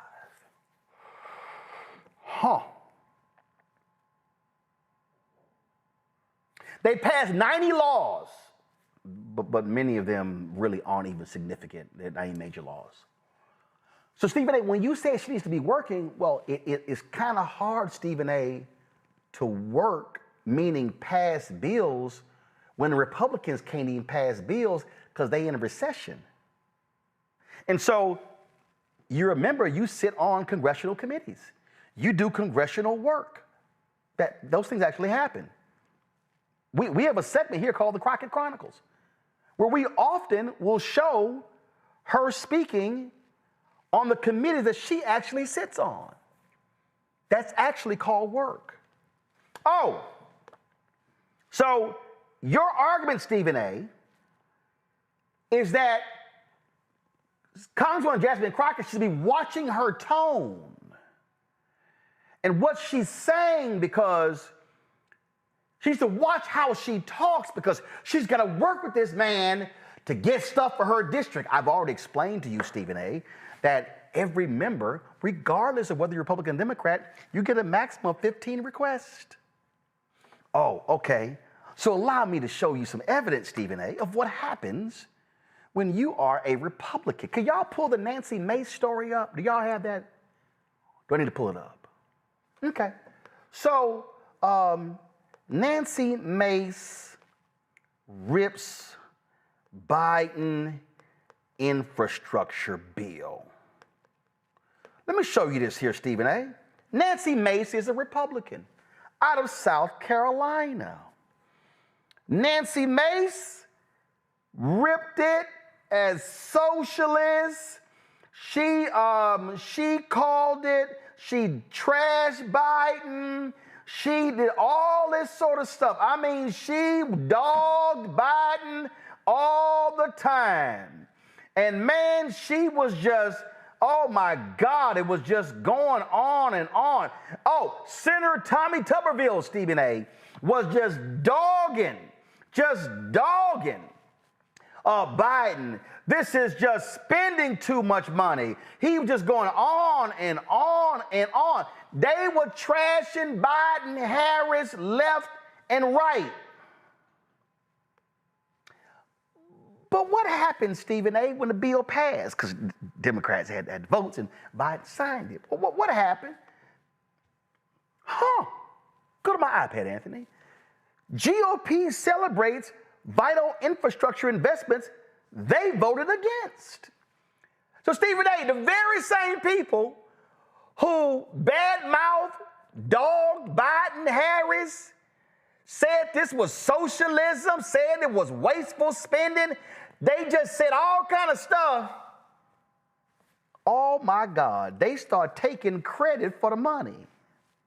You think I'm lying? Oh, look at this. August 20, this is an article from Yahoo, from the Daily Beast, Stephen A., dated August 20th, 2025. Nancy Mace brags about helping secure historic infrastructure funds she voted against. Ain't that something? On Newsmax, she talked about her ties to Trump, her record of delivering for South Carolinians, but she voted against the bill, Stephen A.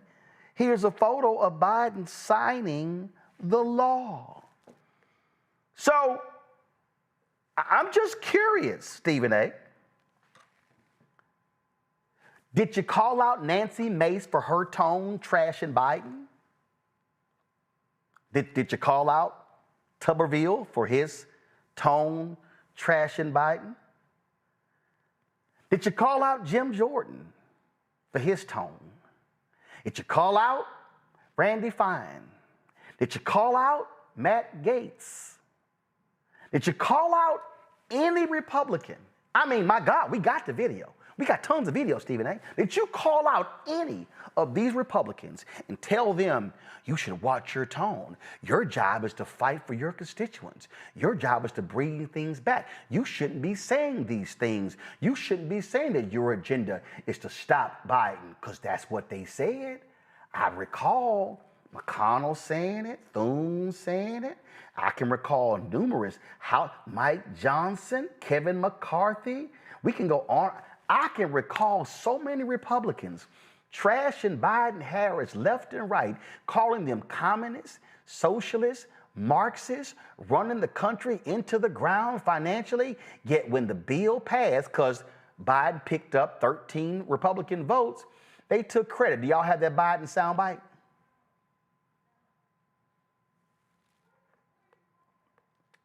See, so Biden called out the Republicans. Biden called them out.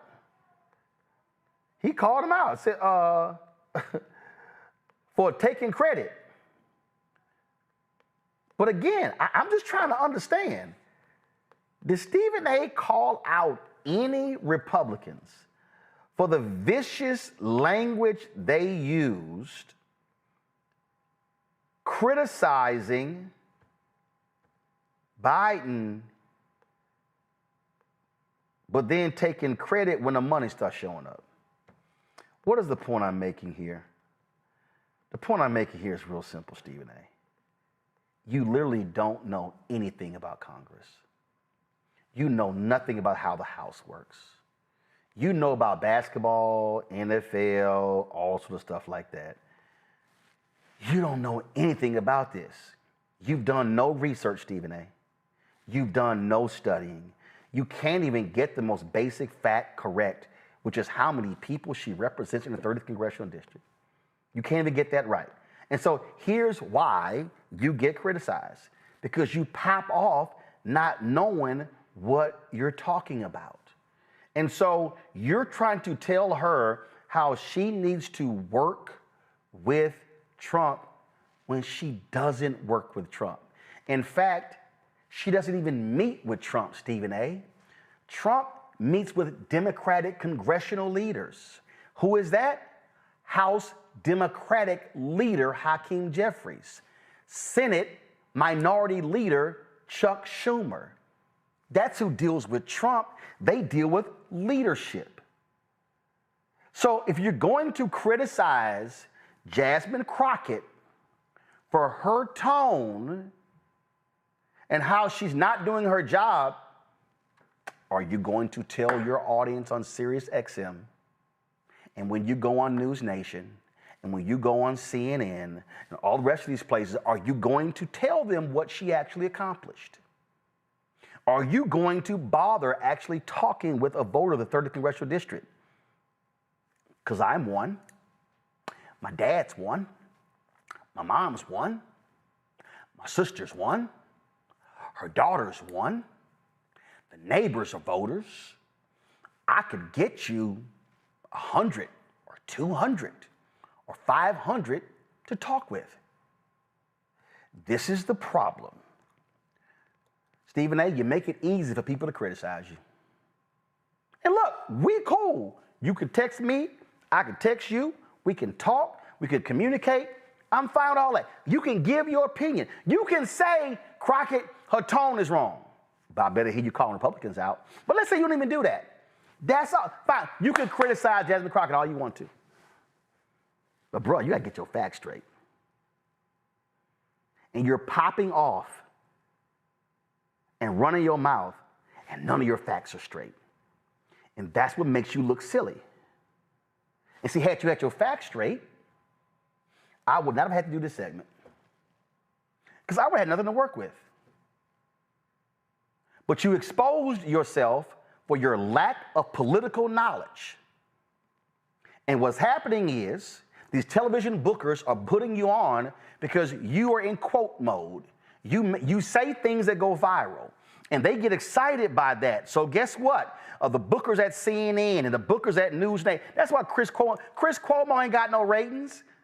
That's why he pulled Bill O'Reilly out the crypt and got you debating him. We know what all that is, and that's fine. Guess what? I don't care. That's great. But bruh, just do this. If you go on TV, and let me be real clear, when I did First Take 2 or 3 times, when I sat in for Michael Smith on His and Hers, I studied. I didn't come on the air just saying whatever. I brought facts about sports. So if I can do some studying about sports and speak from a factual base, bruh, you need to do the exact same thing. Talk about politics. Because if you don't, you're going to get dismissed as a blowhard. And I know you don't want to be seen as just somebody who's full of hot air. Ain't no facts backing them up. So do better before you start giving political advice. Call some people. Do some research. But stop saying stuff as factually incorrect. We'll be back.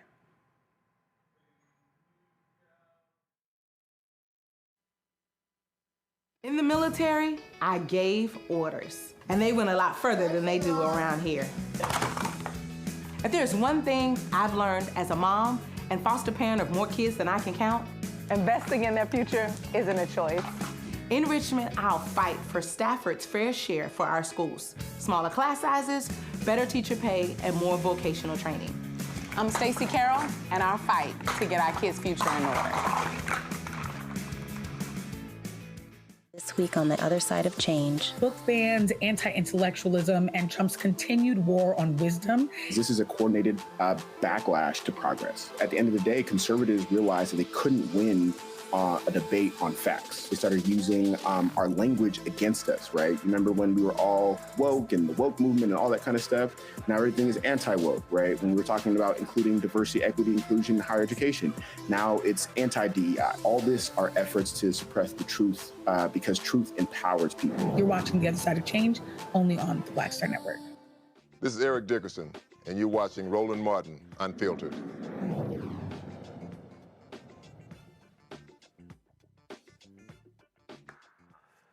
Well, as white and black pastors continue to call out racism, especially with these white pastors and their all of their white Christian nationalism, here is Bishop Paul Morton of Atlanta.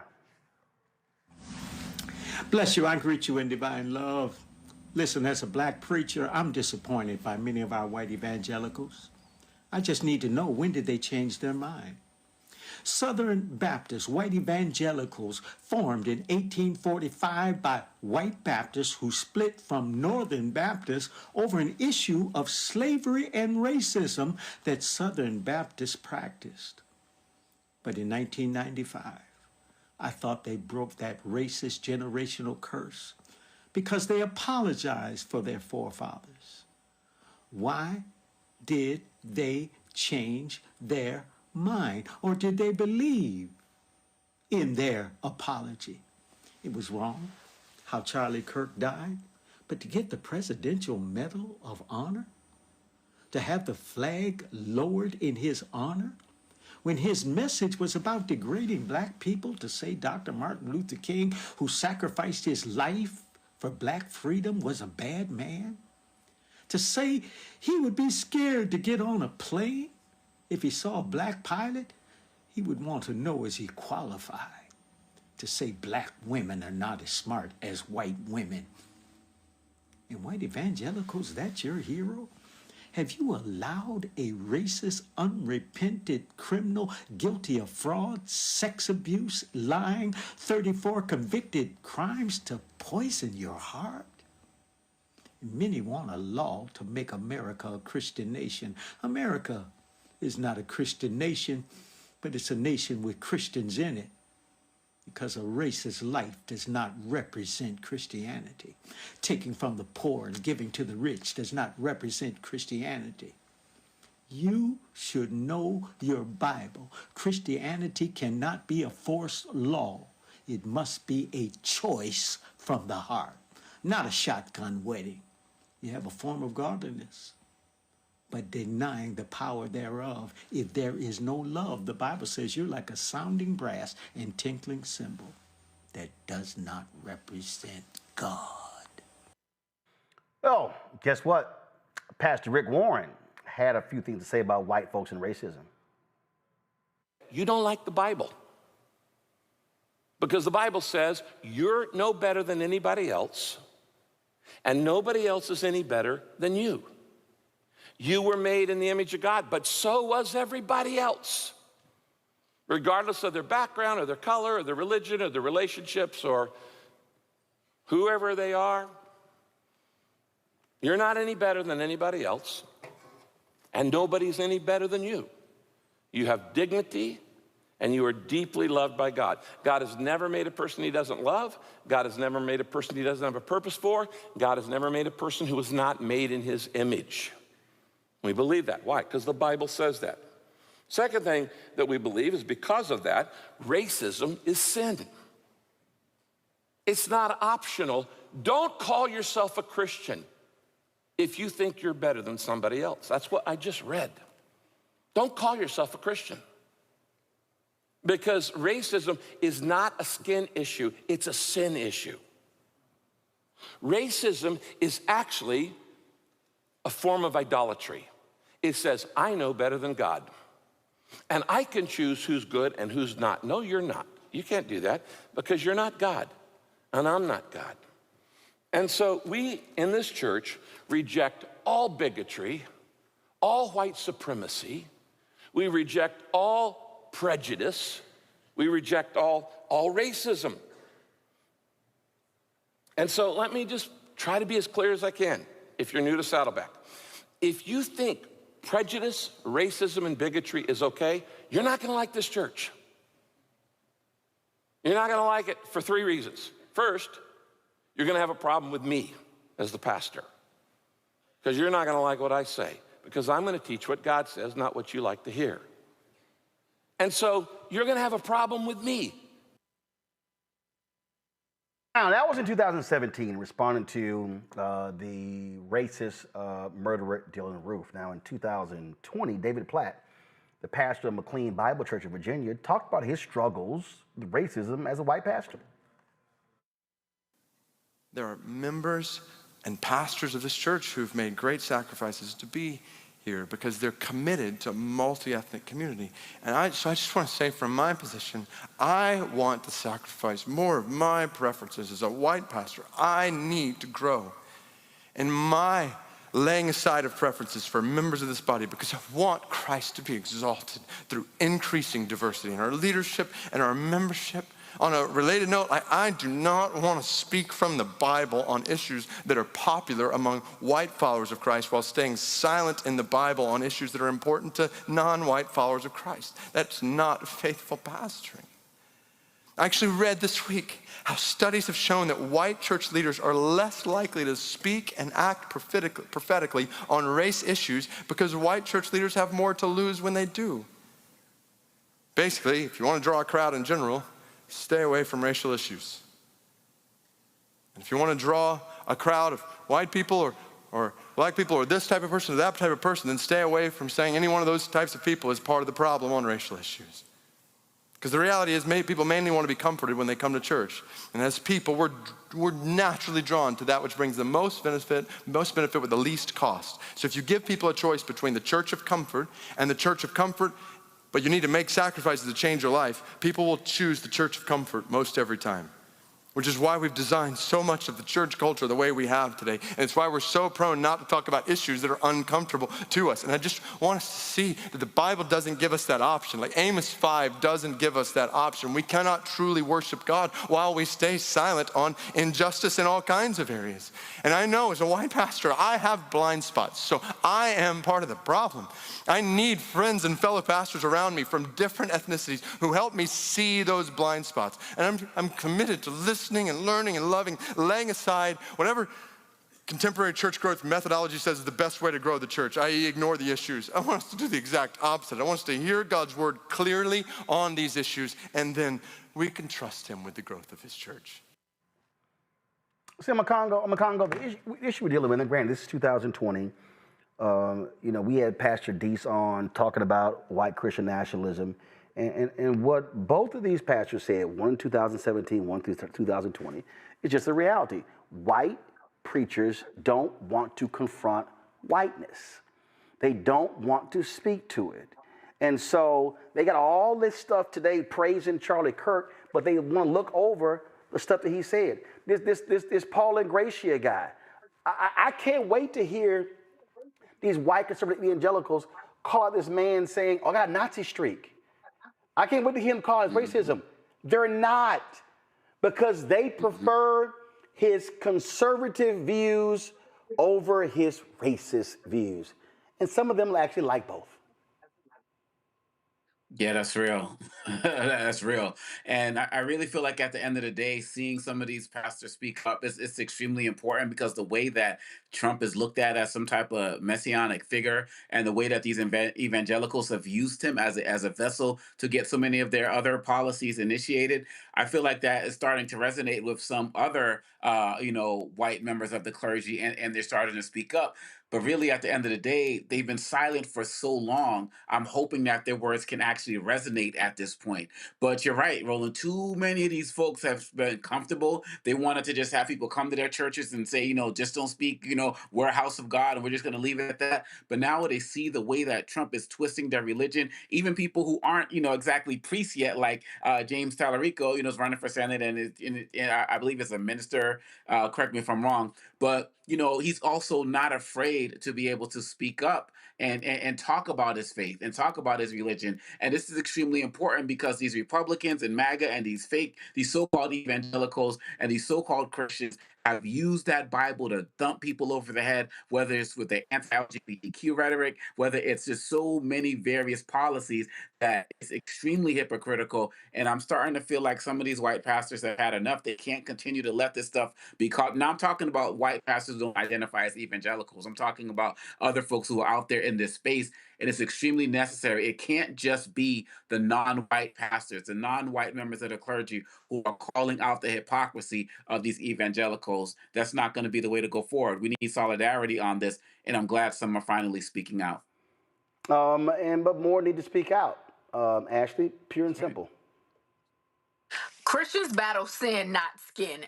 He was brave for making a similar statement because it's so apparent that these white pastors really just wanted growth. And then now, I mean, everybody wants to have this mega church, but now, like you said, they're standing up and they're fighting it. I mean, I'm glad he admitted, I mean, it's 2020, so you admitted your blind spots, but how does he feel now in 2025, right? But yeah, it's just Christians battle sin, not skin. It's interesting.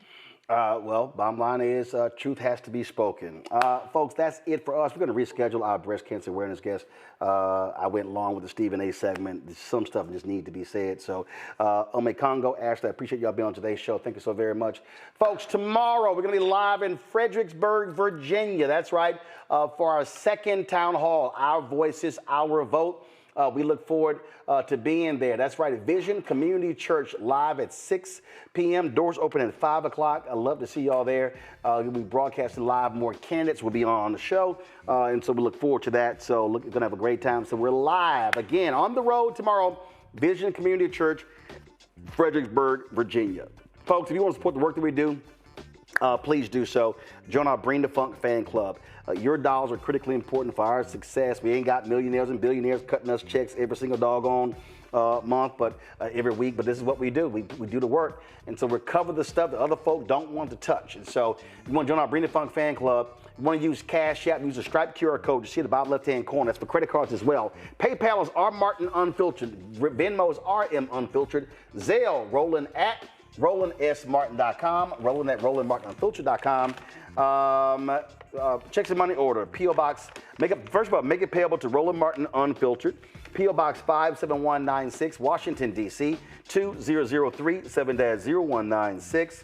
Download the Black Star Network app. Apple phone, Android phone, Apple TV, Android TV, Roku, Amazon Fire TV, Xbox One, Samsung Smart TV. Be sure to get a copy of my book, White Fear, How the Browning of America is Making White Folks Lose Their Minds, available at bookstores nationwide. Be sure to get our Black Star Network gear. That's right, Black Star Network gear at shopblackstarnetwork.com. That's right, our T-shirts. We got, our hats, hoodies, all that good stuff. So y'all be sure to check that out. Be sure to get our Black-owned products. You see all these products to my left right here. All these products are on our website. You see it, you name it, our backpacks, our toilet paper, chips, skin care, you name it, all these products available at shopblackstarnetwork.com. And see, when you support these products, you're also supporting blackstarnetwork.com because we get a portion of these proceeds. And so it's really, really, really important. I certainly appreciate if y'all go to shopblackstarnetwork.com, shopblackstarnetwork.com. Check it out. Also, download the app Fanbase. Be sure to get the app, download it, and all you want to invest, go to startengine.com/fanbase, startengine.com/fanbase. And let me shout out my alpha brother James Edmond, Delta Xi chapter. He sent me, he said he met me in St. Louis. So he sent me this Central State Marauders hoodie and also sent me for the summer this T-shirt right here. So you see it, property of Central State Marauders. And on the back of it, he got Roland 06. I've got the same thing on the back of this right here. So that's how you do it, Frat. I appreciate it. I didn't have any Central State gear. So he heard me mention it. And first of all, he sent the package. Man, he sent the package. No, that's when he, my bad. That's when he pledged. He pledged May 26, 1983. He was number 3. I was number 3. But I pledged 6 years later, spring 89. And so he heard me talk about it. And so I appreciate the Central State gear. Y'all know I only rep HBCU gear on the show when I've been to the campus. I gave the commencement address at Central State. That's why I'm wearing this gear. And so I appreciate that. And so I don't know who I'm wearing tomorrow. So I'm going to wear somebody's stuff tomorrow. But Frat, I appreciate it. Thank you so very much for shipping this gear. And y'all, Oakwood, will y'all tell Oakwood they got to send a brother some gear? I don't have any Oakwood gear. I spoke there in their chapel. I don't have it. I ain't got an Oakwood hat. So if y'all can send me a T-shirt, I can wear it in the summer, and I prefer crew necks versus hoodies because I just hate all this back here. Actually, I want to get them chopped off. But if y'all got a hoodie, that's great. Send it to me. I appreciate it. Send me an email first, but Oakwood. I'm going through the list. I think, I've been a 58 or 59 HBCUs, and I got a whole closet over here. It's all this HBCU gear, so I like to wear it on the show. That's what we do. So, but again, I appreciate it, Frat. Thanks for the Central State gear. Of course, they located right across the street from Wilberforce, and I gave the commencement there a couple of years ago, and they hooked me up with some. You know what? I'm gonna wear Wilberforce tomorrow. Wilberforce, I'm wearing y'all gear tomorrow on the show. All right, y'all. No. I'm going to the church. Wilberforce, I'm wearing y'all gear on Wednesday. Wilberforce, I'll be rocking y'all gear on Wednesday's Roland Martin Unfiltered. All right, y'all, that's it. I gotta go. My Texans play the Seahawks tonight. Terrell, what's your punk ass, Terrell and Anthony? What's your punk ass Commanders? Y'all had one job. Y'all got one job twice a year. Beat the Cowboys. Y'all look pathetic yesterday, letting the Cowboys run up 44 points on y'all. Yeah, I know you ain't have your number 1, 2, and 3 wide receivers, but damn, your running game sucked. You made them look like world beaters. Y'all, guess what? I ain't getting no text messages this week from Terrell and Anthony talking all that trash. I remember when the season started, oh hell yeah, I'm calling both y'all out. Because y'all were talking all that trash about my Texans losing the first 3 games. And Anthony's like, well, look at our record. Yeah, you're absolutely right, Anthony. Let's look at your damn record. Y'all awful. My Texans are 2-3. We playing the Seahawks tonight. We beat them. We gonna go to 500. Let's see here. What are y'all? 3-4. Oops. Look like Anthony. 3-4 and 2-3 is the same. And now Anthony talking about it's too early. He don't want me to put them text messages he had from 2 weeks ago. Yeah, it's amazing how him and Terrell were real quiet. They were real quiet over the weekend. Not Terrell saying where the Super Bowl at. Terrell, your ass wasn't even born the last time y'all won a Super Bowl. Let me go. I'm going to see y'all tomorrow. Holla!